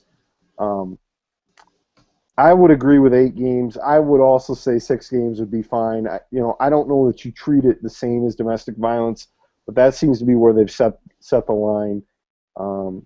Obviously, they got to set a line somewhere on this too, because I'm not sure that Peterson's the only one who will ever come across this scenario. I guess the other thing, and maybe this isn't fair to Peterson, but he's been in the news for off the field stuff. His kid dying, it's unfortunate, but that's something where he didn't even know he had the child until it was really too late. And then he had the incident in the Houston club where there was some sort of miscommunication about whether or not he got into an altercation with an officer. So, I mean, it's not like Peterson's had the pristine track record. No. I don't think. Why is it that though? But he's gotten a pass over this stuff. I did not know until last year that he had 5-6 kids with 5 or 6 different women. I don't know. I did not realize that until that happened. He's approaching the Antonio Marty Travis Henry club. Well, it's not very good. He's a star. That's why he's gotten away with it. I mean, when you're a star, they'll dust over some of these things. People, especially, I want to say in Minnesota, and I would say in some cases here in this story, because weirdly, and I can't remember where I saw this, but I've seen, some truthers, I guess I'd call them, just like 9/11 truthers. You have truthers who are saying that, well, that's not a 4-year-old kid in those photos, and I mean, it's stuff that like you can't even believe people are arguing this stuff or okay, fine. It's an 8-year-old kid. What the hell does it matter? I don't know, but I have seen that out there. And I'm forgetting what my original point was going to be, but Peterson, how he's been given a pass because he's a star, and he hasn't had the cleanest track record, and I didn't know that he had 5-6 different kids with 5 or 6 different women, and that was kind of like, wow, that was like a big headline. Besides a child that he had never met before, everybody was feeling sorry and bad for him last year when the first time, as far as I know, the first time he ever saw his child, which was under a year old, under 6 months old, was right before it died or right when it died last year. So it's not like he was in this child's life at all, not like the child would have known, only 6 months old or less. So it's and who knows how much he's in this child's life down in Texas, and he's up in Minnesota for 6-8 months during the year. So and he doesn't come across as a very educated person, and the excuse that's been said of, well, this is the way I was raised, this is what happened to me, and I was okay. Well, that's fine, that's you. Show me the other people that said, well, I was beaten as a child, and now my life is screwed up because of this, and I can directly link it to that, and now I'm on drugs, or I'm screwed up to no end. So I really don't understand that. You have to evolve and say, well, did I enjoy getting the hell beat out of me? Probably not. Should I do that to my kid? Probably not. I should be smarter than that. But apparently, you are. Yes. I was just going to say you're completely right, and that's, again, I'm going to just reference the Countdown crew today. They said at some point the violence has to stop, and the buck should have ended with Peterson on this one. He is definitely not as good of a role model as we all thought he was, especially considering he's got 5 or 6 kids roaming around this country, and he doesn't know where all of them are. Again, though, I think there is a slight difference. Again, this comes down to the whole spanking or not spanking your kids situation. But I am going to say that this was a disciplinary action towards the child that went really extreme and should not have happened. But again, it's not like he pushed the kid out of a moving vehicle. He did not. Again, I'm going to go to the child molestation, the sexual abuse, anything like that. If it was strictly to discipline the child, that is different from those other cases involving the child. It's still a defenseless kid, and it's something that you can't necessarily completely defend. But if that's how he was raised, at some point the violence has to stop, and now hopefully he realizes that, but unfortunately it's too little too late. Yeah, let me make 2 more points quickly. One, I want to say that I think since we're talking about the spanking thing, I'm a believer in a person that if Stacken were to have a kid, it's not my place to tell Stacken how to raise his kid or how to discipline his kid. I would just say that spanking is not effective. I would say we've all been spanked as kids. I would guess this is the truth. Right. Were we all beaten with belts? I was. Were we all beaten? I was not beaten with a belt. No, were we all beaten with belts? I would hope not, and we were not. No. Okay. We're all on the same page here. Yeah. The other point I'd like to make is that I read 2 stories. I shared one of them with the rest of you about how Peterson was a changed man. He had this incident. I don't know if the altercation was 2 off seasons ago, I think, and how he's gotten a focus and how he's cleaned up his life, and so it's all a charade. It's all a charade. Those things were written, and Peterson knew that he was being at least investigated or whatever you'd want, being tried for this in front of a grand jury. So those things, he basically lied about those things. Even though grand jury things don't come out until there's charges, but I just think he's kind of walked both sides of the line here. And now it is truly something serious, and I guess we've all wanted to treat, as Vikings fans, I think we've all wanted to act like he's a model citizen, or he's a really great guy, and there's just been signs that don't point to that. And then when he comes out and he says I'm a changed man, and then you have something like this, the things just don't jive. The statement that he put out, or his lawyer put out, which really I did not appreciate whatsoever, was that Peterson said that he did not intentionally want to harm his kid. Well, when you hit him 15 times, what the hell do you think is going to happen? Like, that just seemed like that. I mean, if I'm reading over this thing, I'm saying we're putting this out as a statement. I'm like, no, we got to X this out because this looks bad. This looks like you're stupid. What I only punched I only punched the guy 15 times. What do you mean? I didn't intentionally mean to harm the guy. We were walking down the street there. I saw him. I just punched him a dozen times. I didn't mean to. What the hell? I only hit him 15 times. I mean, that seems so stupid to me. Yeah. What the hell do you think was going to happen? It doesn't I seem believe, very smart. but this is where I think the anger management things came in, and he probably just didn't. You would think a man like Adrian Peterson would recognize his own strength, but obviously he didn't in this case. Well, the man with the handshake from God, you hear that every goddamn game. Don't shake his hand, you'll break your leg. And what the hell is this guy going to do, swinging a goddamn branch at a kid 15 times? I'm sure that feels real nice. Anyways. I don't know. I don't. And the religion stuff, he's a religious man. He uses that as a crutch, and nobody calls the BS out on it. Which, as Marcus mentioned, I'm a changed man. Well, that's nice. And if he doesn't get caught here, I don't believe he would have changed. I believe this still would have gone on, and we'll see if this changes at all and what his relationship is with this particular woman, one of 5, in which he has had at least one kid with, going forward. Well, how about this? How about the fact that the reporters, everybody, they knew who his lawyer was. They knew who to contact when they heard that Peterson was in the news. It's happened before. Yeah. It's not like, well, who's Peterson's lawyer? We got to find out. I mean, they probably had the guy's number in their cell phones. I mean, they probably just dialed up old Rusty Hardin and gave him a ring because he was already there. So Peterson, granted, he's never been involved in anything to this degree, but there have been incidents in the past. I would Stacken's penalty seems fine with me.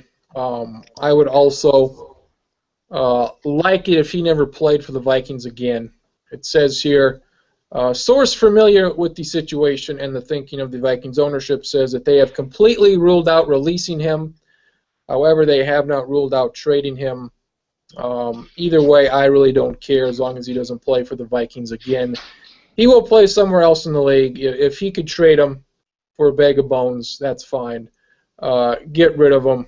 I don't care. And if he plays again for the Vikings, I'll never root for him. He'll score a touchdown. He'll break records.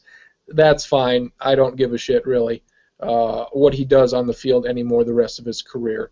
And I'll enjoy when the drug stuff comes out, whatever the hell he's on, because no man looks like he does. It's not possible. So lots of shady under the radar things with one Adrian Peterson. So I guess to your point, and I don't know how I'm able to put. I'm having a hard time reconciling all my feelings or values or morals in this case. I guess, like Charlie said, I guess I'm not against somebody who's truly rehabilitated themselves, if you will, getting a true second chance. And I guess I wouldn't have a huge problem if he pays his time and the Vikings want to keep him under contract. If they want to play him again, that's fine. I guess I would also be okay if they cut him or trade him. I guess I would support cutting him. I don't see what team is going to take him on a trade. I don't know. That's just me. We'll see. Especially if let's say if they try trading him right now, knowing that there's going to be a suspension of some sort coming at some point. I just don't think that's going to work. So trade him during the off season. I wouldn't. Something will come down this week. I personally, if I was in charge, I'd say you've played your last game with the Vikings here. We do not want you. No tolerance means no tolerance. You can go to another team. Somebody else can give you a second, third, fourth chance. That's fine. It won't be my team, but it'll be somebody else's team, and you're a good enough player that you'll get another chance. But if zero tolerance is zero tolerance, it's not, we'll sit you on the bench for 2 months, and you can come back and help us win some games. It's your ass is out the door. It was nice having you on your team, but you're a piece of crap. So we don't condone that, and we don't like that, and get the hell out of here. Do you think the Kluey thing kind of paves the way for that? I don't know if zero tolerance I mean, zero tolerance as far as like a workplace came up. Well, how is this like if any of us did this and we went to whether it's a Ray Rice thing or the dozen other players it seems like it's been involved in cases like this over the past few months in the NFL. If we were to do this at our jobs, what would be the result? Would they say, well, we're going to suspend you for a couple of months, then you can come back, or they're going to say, well, here's your paper, get the hell out of here, find another job. Yeah, I mean, if this were to happen to me in what most of my job, whatever job I had, I would guess I wouldn't have it anymore. And we know this is different. They make a lot of money, and money is the difference here. And public perception is a big difference here. But for some reason, this is different than just any normal job. This is a job. They are paid, and the NFL, as we've seen, they are quick to say, oh, you have a bad knee, you're no use to us anymore. Well, you've got 4 years left on your contract. Well, I don't give a shit. You're out the door because you're injured. Good luck finding a job elsewhere. So we'll see. Something hopefully comes out tomorrow. Then we'll make a decision on a suspension moving forward. The other big story. I was just going to say I agree with Marcus that it is tough to. We have so mixed feelings on this. I guess I differ from you, Kriens, in that I don't want him ever to play for the Vikings again. I do. I would have a hard time him coming on the field. I don't want him on my team. I don't want him on my favorite team anymore. I differ with you in that stance. I want him to be a changed man, though. I want him to go. I want him to get. I wish he wouldn't get suspended, but I know inevitably it's going to happen because he deserves to be suspended for this. I just hope that that they make him go through some counseling, some rehabilitation, and he comes out completely understanding what he did was wrong, and then go out and be a leader. And actions speak louder than words, I guess. But I don't believe this is a fireable offense. I really don't. I think it is. I think it is. I think Kriens makes a good point. I don't go to the Vikings games. I've only been to one. We all know about that game when they played the Buccaneers. I would have a hard time cheering for a guy like that. If this is all true, the guy's guilty. He did it. How can you cheer for a guy like that? How can you cheer for if I'm supposed to assume that the guys out on the field are good people, and that's just not true. I mean, not all the guys are great people. How am I supposed to deal with that? I don't. How could you tell your kid that? Oh yeah, the running back. Why did he sit out? Well, he hit somebody your age with a branch. I mean, I guess I just have a hard time with all of it. Again, I'm just gonna say too that if it were I'm not trying to defend him. You're just trying to explain what you think the penalty should be, and the degree, because obviously this is not, as you said, this is not child molestation. This is not the worst thing that could happen, but this is very, very bad. It's a disciplinary action that went completely wrong and way over the top. Again, like you said, there are far worse crimes against kids, and this is bad. I'm not, and I hope we don't understand that I'm trying. Yes. Well, and here's what I'm trying to say. Here's what I'll say. We give for example, I give Stacken a lot of shit on this show. I have no problem with him. I have no problem with him defending Adrian Peterson because, in this instance, because everybody views discipline in a different way, and I think that's fine. Because I honestly do not know if I want Adrian Peterson to play for the Vikings again, and I don't know when I'm going to come to that decision. I'm sure we'll talk about it on here, and I'll probably have a change of heart. But I think this is something where everybody can kind of have. Everybody agrees it's terrible, but as far as whether or not he should play again or what the penalty should be or how that should go, I think every opinion's an okay opinion. And I think that's okay. Yes. I was just going to say I think it's different in one respect from the Ray Rice scenario because we're talking about disciplining a child. If again, because that's what he said as a result from this, with it being a negligent injury, we can all debate on how to discipline children, but we can't. There's no debating that it's completely wrong to punch a woman in the face, or anyone in the face for that matter, but especially a woman. You say, but there are some people out there that would argue that point. It wouldn't be anybody here, but they would say, well, it's ridiculous. Sioux Falls radio station had a caller saying, well, she talked back to him, she did that. If she talks back to you, give her an open hand slap, and you're like, my God. You can say that the large majority of people would agree with you and say, punching a woman, no. But there's those out there that say, well, it all depends, which is ridiculous. So the Ray Rice situation, more good things. That was pretty much last week. What was it?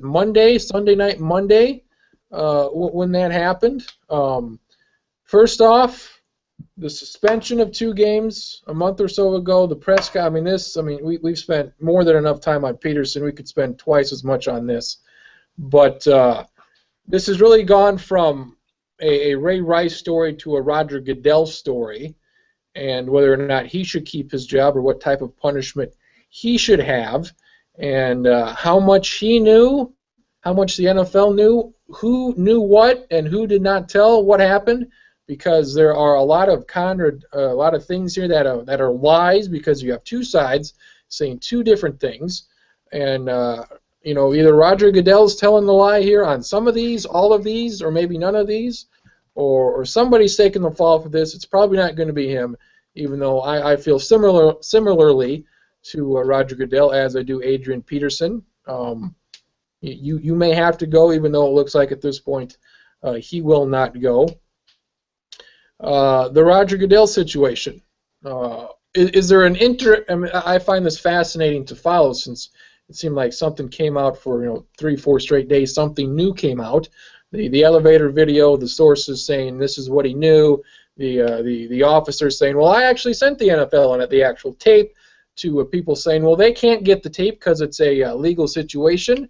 To where a security director coming up and say, well, every time we've gone to a casino or the police department or wherever and gotten tape, we've gotten tape. So. Where do you even begin on this situation? Penalties for Goodell. Is it too early to say you got to go or you should be gone for the rest of the year? What should happen to the commissioner? I think he's going to keep his job until there's some sort of proof of a cover-up. The owners have been pretty much unanimously in support of him.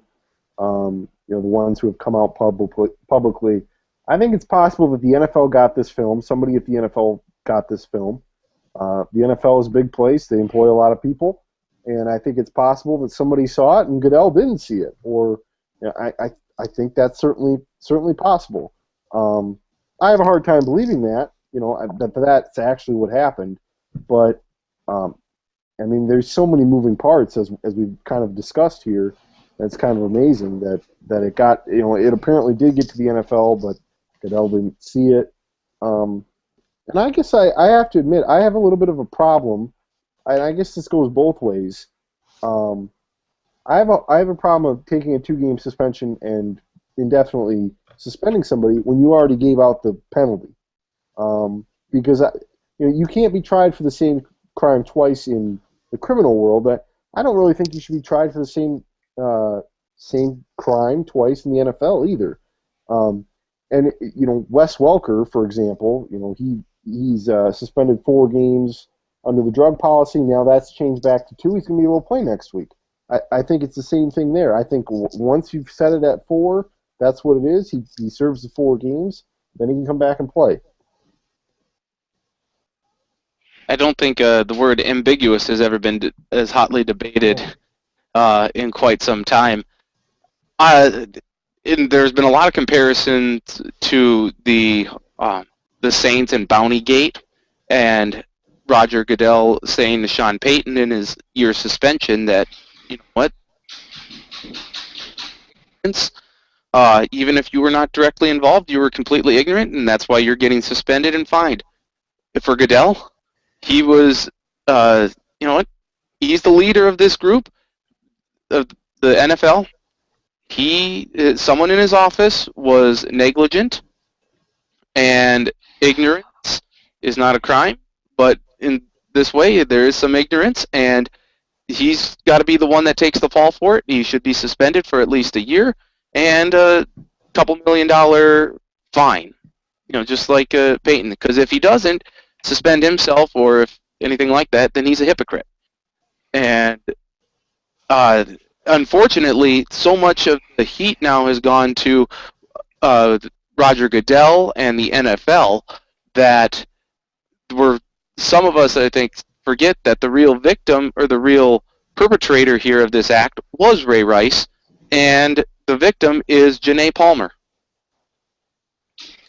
Janae Rice. I think about all I'd say with the Goodell thing is I don't think it's realistic to suspend him. I don't think someone who's in charge of something gets suspended. They either have their job or do not have their job. I don't think you can say you're suspended and this guy's going to be in charge and then you will go back to being in charge when you get back.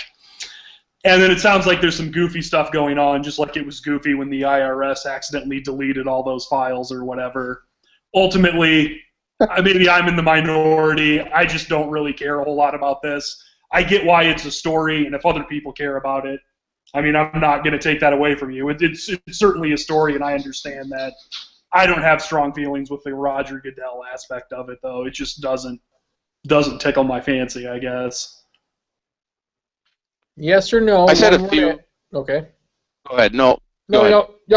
Keep going. I was just going to say a few weeks ago I had made the declaration on my radio show, and I think even made the point on this show too, is that I'm starting to not become as interested in the NFL, not as diehard as I once was, and it is I never thought I would be foreshadowing this last week in the NFL, but this last week is exactly why I am really starting to kind of just grow leery of the NFL and football, I guess, in general. Maybe not. Maybe the college game will start to appeal to me more.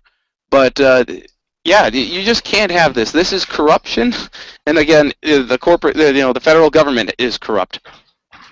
But this sort of thing just makes me not want to watch football, and it has nothing to do with the on-field activity, and that's the unfortunate thing. But just these sorts of incidents, they don't make me want to watch the game. Similar to what Traxler said, and what I think, I don't want to see Adrian Peterson on the field with the Vikings again. I don't want to see that. One-word answer, yes or no. Charlie, Marcus, then Nathan. Do you think Roger Goodell, before Monday when the elevator tape was released, do you believe Roger Goodell had seen the tape? Charlie. Probably. Mr. No. Traxler. No, I don't think he would have. I know this is more than one word, but he would have given a bigger penalty than That's what I think. I think. Yeah, I guess that's a valid point too. I didn't think of it from that aspect because it's not something where not suspending him would benefit Goodell in some way or another. Right. So that is a valid point.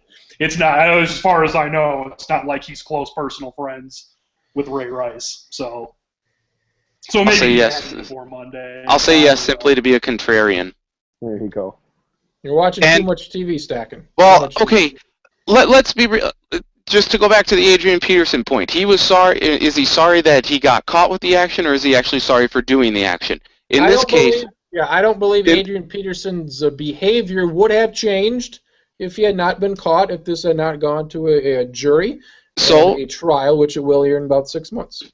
By Goodell's point, because the video came out from TMZ and there was so much outrage, isn't that why there was more of a suspension than this? And I guess, you know what? Perhaps he didn't see the video, and if it was truly described by Ray Rice as like GM Ozzie Newsome said it for the Ravens, that Rice 100% told the truth to the NFL says he did not. If that's where this whole ambiguity thing comes into question, because if he clearly described the act, do you really need to see it to know that the 2-game suspension is worthless compared to this indefinite suspension from the video? I think he did it more because of the outrage. And no, I could see like Marcus said, you suspend him 2 games, you stick with that suspension.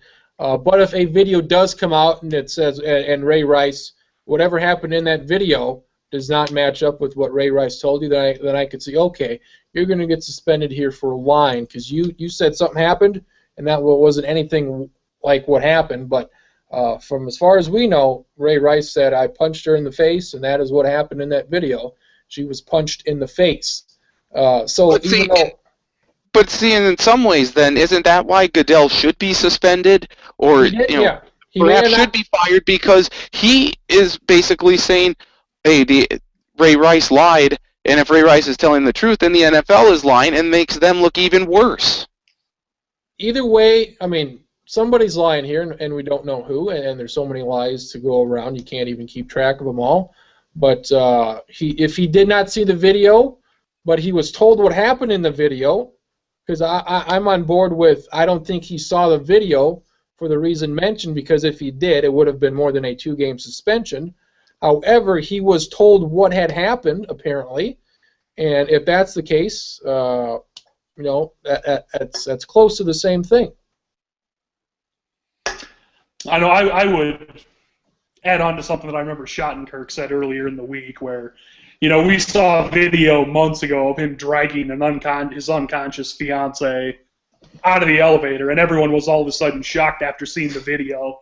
I haven't seen it because I don't need to see it. I can hear what happened. Why is everyone, but like what Schottenkirk said, why is everyone upset now? I mean, what they think happened in the first place? Here's what I will say to that. She had too much alcohol. That's right. She was drunk.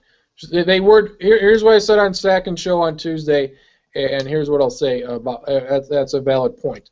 I will say, similar to the Peterson situation, there are different degrees here. We know she comes out of the elevator unconscious and just kind of drops her on the ground. He says that he punched her in the face, and this is what happened. It was one punch, down she went, hit the side of the elevator, unconscious. This is what happened. Maybe it was a situation where she's coming at him and she's really beating the hell out of him, taking her shoes off, and maybe he pushes her off, like kind of get off of me, she falls down. Maybe that's probably the least worst thing that could happen. We saw what actually happened. She was punched. That's no good. Or maybe it was a situation where she was punched unprovoked and he goes on the ground and just starts beating the hell out of her and kicking her, which it was not. It was not that bad. So I can see the point of saying, well, comes out of the elevator unconscious. We know kind of what happened, but to see that video, to know exactly what happened, to know the degree of the attack, it was not a push away, get off of me. It was not a let me punch you and then while you're down, let me beat the hell out of you continuous for a few minutes. Well, so, he punched her twice too. I mean, it's not just it wasn't once. It was like the first time. Once right away, which I didn't really see at first, but kind of right when they get into the elevator, and then she comes at him, and then it's the big roundhouse to the left. So that is what happened there. All right, let me rephrase it this way. I think what you said was valid. Once you know he punched her, and not in a what you said way, the video shouldn't be relevant. You should be able to take that on face value that he punched her for real in a way he should not have, and be able to form your own opinion based off that, and not be like, oh, I thought it was okay that he punched her, and then I saw the video of it, and now I'm angry at that. And I should have rephrased it better. That's more what I was upset about. I'm going to relate this, I guess, to when you read a book, don't you kind of envision the characters, the book, differently? And everyone does it differently. So maybe in the mind of Roger Goodell, he's picturing this somewhat differently, and then the video comes out and it's like, whoa, that is completely different than what I was envisioning it in my mind. It could be. It could be. I guess I would equate that to the Harry Potter series, which now makes me a nerd. But after reading the books, wow. I was like, whoa, this is good. I had this all pictured in my mind, how Hogwarts was and everything. Then I saw the movie and I was completely disappointed. I thought, this sucks. This is a bad movie. It's a common thing with anything after you see a movie when you read the book, though. We are forming what we think is going on in our minds and say, okay, this is probably bad. But then when you actually see it happen, you're like, wow, that's even worse than I envisioned. to bring it full circle, I would say that's probably similar to how the Vikings viewed Christian Ponder. They thought, wow, this guy's going to be great. He graduated college in like half a semester. And boy, did that thing turn out worse than expected. My God. And he's got a hot fiance. Yeah, apparently the NFL didn't see this video. Apparently the Vikings didn't see any goddamn video of him playing quarterback in the vaunted ACC for three years. So, you know, some people see the videos, some people don't. Some people can look at the thing and say, God damn, this guy, he isn't very good. But since he graduated college in about 2 minutes, he must be a great player. And the last Florida State quarterback to not win a conference title. They've looked a lot better since then with the next two guys after that. So you're telling me if you have a better quarterback, you'll have a better chance to win? It seems ass backwards, but it works out that way sometimes. That's weird. That is weird. Can I just say something else that I think might have had to do with the 2-game suspension? Is that wrongly they interviewed both Janae Palmer-Rice and Ray Rice at the same time, which is a big-time no-no, but they did it that way. Yep. If Ray Rice was very clear from what we've heard in that he punched her. He told Goodell that he punched her, that he was sorry, all these things. And that I'm sure Janae Palmer-Rice said, yeah, that's what happened, and I'd really like it if you don't, suspend him forever. And that might have been why he got 2 games. I think that's possible. I completely agree with you. I don't want to get into the victim thing and how Janae Palmer-Rice should feel, because I don't know anything about that. I'm not a woman. I've never been domestically hit, so I can't speak to that. But I think that that certainly had something to do with it. I'm sure that it was an incident that they probably wanted to let go, and I can't believe that we're all kind of. I think when you have some time to think about this and you back away from the pitchforks and wanting to get Roger Goodell at the stake, you're able to see this a little bit more clearly. And I think I'm pretty proud of the Sports Lounge tonight, because we've taken on a couple of really big issues with pretty level heads. Would you be surprised? This case, this incident happened before they were married. Then they were married, and then this became a big deal.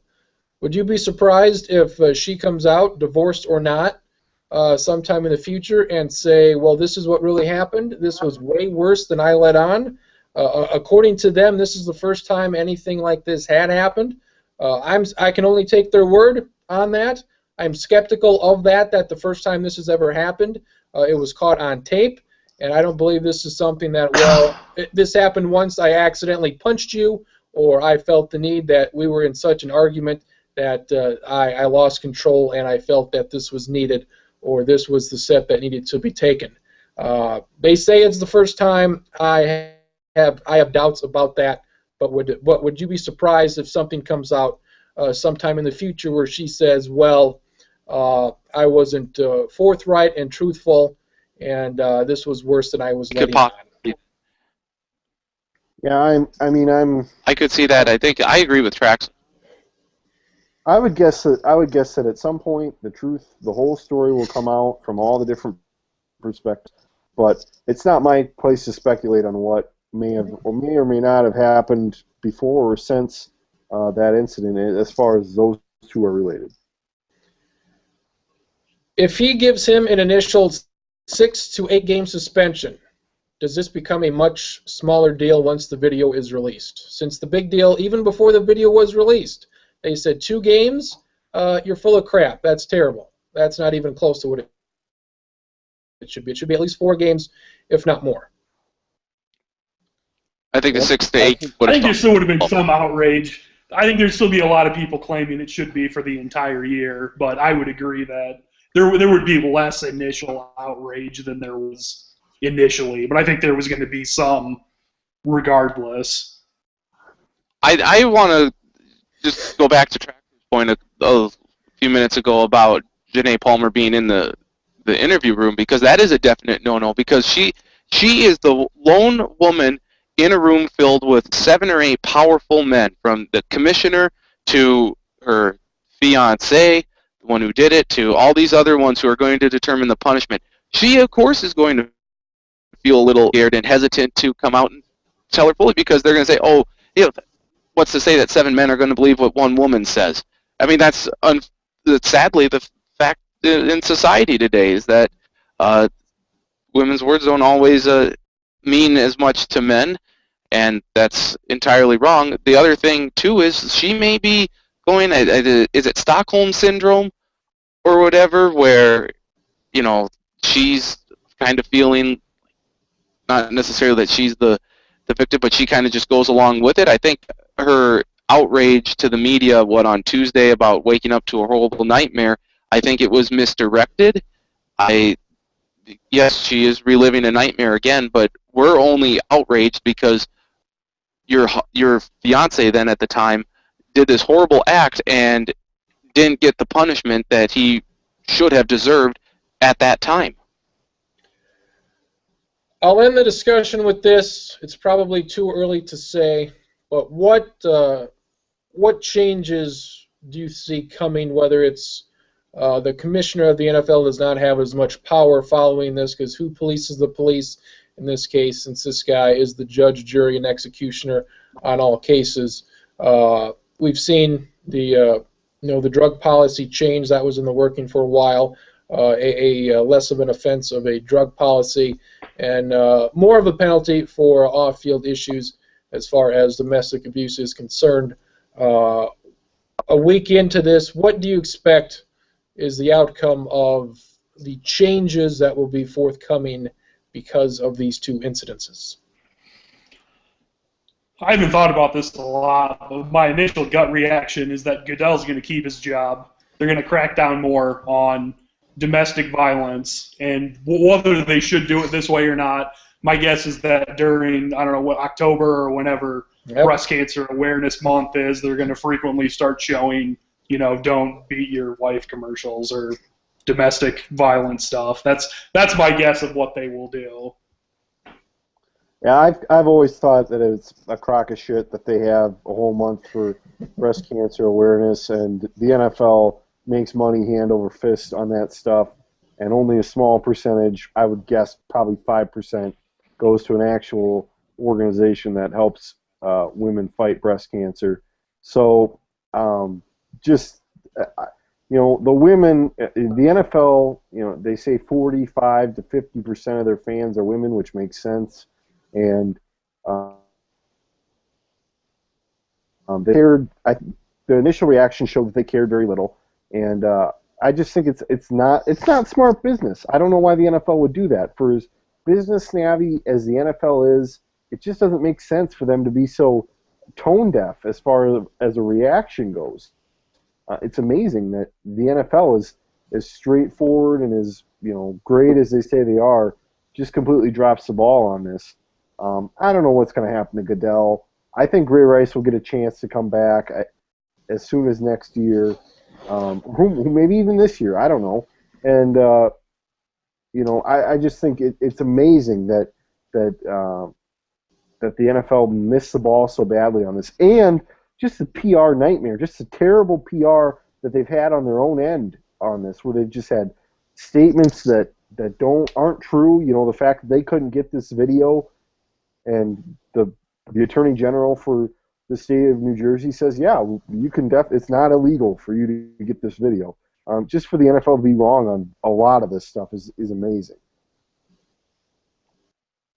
Yeah, I completely agree that there's going to be a heavier emphasis on the domestic violence scenario from the NFL. I think maybe get Roger Goodell's Masters partner Condoleezza Rice and get her in the offices, that extra voice in there. I think you really do. You need to have, and maybe they have someone already in a position, but you need a woman to have one of those higher end positions that can be that voice. And right now, I don't think the NFL has that. So why not Condoleezza Rice? As far as Goodell's future, he will probably survive this. It's just a lot of heat right now. The storm will go away. I guess he won't be suspended, but he should be. Voluntarily remove himself suspend himself for a year or however long he deems necessary, saying yes that there was negligence on my part, it was ignorance, and I need to be punished as well. I find it interesting that the NFL has such a strict drug policy, but yet their policies on other situations that are far more severe than drugs are. Yes? It's okay to, as long as it doesn't impact the game on the field, you can do whatever you want to off the field. Well, And even some of these recreational drugs, these non-performance enhancing drugs, they lay the smack down on your candy ass, as they say. And it's really interesting how certain things that should not be as severely penalized are, and something like this, to which apparently now the second offense, you're gone for life, which is a good starting point. It seems weird that all of a sudden now it's come to this. That now finally, now we have to tighten the belt straps here and act like we're like we're in charge after something has gone terribly wrong. I would say that the shield, Roger Goodell always says, protect the shield. I would say that it has suffered an enormous amount of damage this week that I don't know if it will ever be able to fully recover. The NFL will recover. It inevitably will. It's still, the most popular game in the country. But I think it's been dented in a way that no matter what else happens here going forward, it will not be the same. And well, it's got to be one or the other. You just said it wasn't going to be the same, but then that it would be better than ever. It's got to be one of the two. I'm not saying. I'm saying it will. Actions will make the NFL will come close to what it used to be, but it will never be the same. I'm glad you brought this up, because I've seen people say that I'm not going to watch the NFL, or I'm going to start tapering back. I'm not going to do that. I still enjoy watching the games. I don't find myself in a place where I'm going to just stop watching. And the main reason is because I don't expect these people to be perfect. I don't know who expects the people to be great, upstanding citizens. They're humans, and some of them are not, like Kriens mentioned earlier, they're not well educated. They're not smart people. I'm watching them because I enjoy watching football. I don't watch them to make sure they're good people. I hope that they are, but at the end of the day, we've got our pick'em. I watch the games for that. I've got a couple fantasy teams. I watch them for that. I still like the Vikings, and at the end of the day, people who don't want to watch it, that's fine. But I'm not going to try to make some sort of protest by not watching the games. I'm still going to enjoy them and do what I like to do. And out of all the teams that have been involved in these domestic violence cases this year, like the Ravens, the 49ers, the Panthers, and the Vikings right now are the only ones that have handled anything correctly. Well, they've had a lot of practice. They've had a lot of dumb things happen recently. I mean, they've got the arrest tracker out since 2000. They've had 40-some arrests. They've gotten a lot of good practice. Wasn't it Chris Cook? Didn't he have a domestic violence thing with his girlfriend? And yes, he did. And they put him on the shelf for a long time. Yeah, they did. I would expect something similar to Peterson. So you're going to sit out for a while here. So I know. There you go. You can at least the Vikings at least have precedent. They have a very good track record, a very good precedent on being able to discipline in ways that they should. That's very good. You mentioned the uneducated part, and that's a discussion as well. But they have that rookie symposium. They tell you, save your money. You may not be here for a while. Watch out for scams, families, all this stuff, drugs. Be smart. Don't get caught up in the police blotter. DUIs, you have owners. DUIs, we don't expect them to be perfect, but don't do cocaine. Don't have a DUI. Don't beat your wife. Don't beat your kids. I have a very small list of things not to do. There are a lot of things that you can do. Don't do these big things that you will get in trouble for. Don't do these things that you will go to jail for. Don't do these things that you will get kicked out of the league for. It should not be that difficult to not do some of these things. This should not be difficult. But for somehow it is, and they are recurring offenders. So we could go on this for another 2.5 hours, but we'll wrap it up there. Let me say one more. I know we've gone on and on and on about this. Well, give us a Jerry Springer final thought, please. Okay. The other reason I'm not going to change my behavior on watching the NFL is because I didn't do anything wrong. I didn't beat a woman. I didn't beat a kid. I didn't do anything wrong. And at the end of the day, I just think that the people who did do something wrong, they can be disciplined. The rest of us can still enjoy what we enjoy. I think that should be okay. I don't feel like I should punish myself because of what somebody else did. I absolutely agree with that. To counterpoint that, I will say, sponsors have not taken a hike here like they did with the Clippers, and the Clippers acted awfully damn quick on that Donald Sterling case. Sponsors have not gone away here, and so we'll continue to watch the games. I'm sure there'll be 20 million people watching this Bears-San Francisco game here tonight. So the NFL will see this and say it's an arrogance of the NFL making billions of dollars from the networks for TV contracts, saying if it doesn't affect our bottom line, if our PR takes a hit here, but it doesn't kill us, and we continue to go and we continue to roll out the money.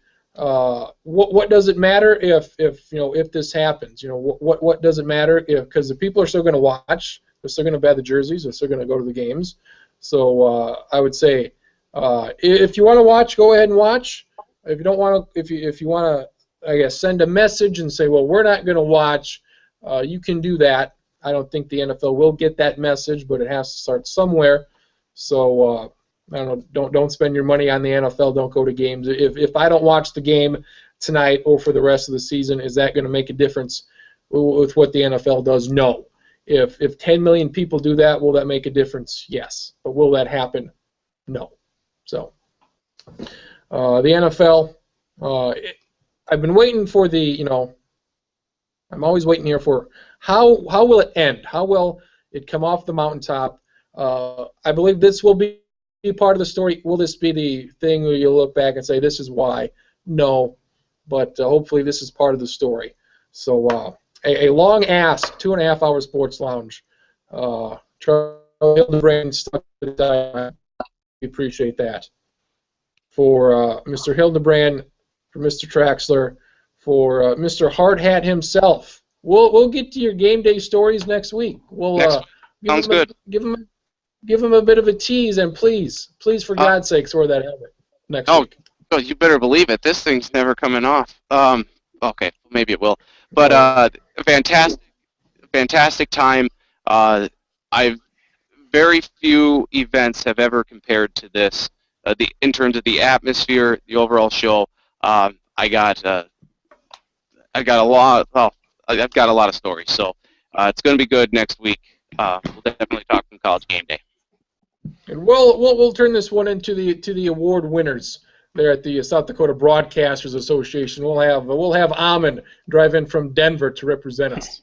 So one parting joke before we leave. Very good. Just because I thought it'd be, and this is college football related, because I figured we didn't want to talk more NFL stuff.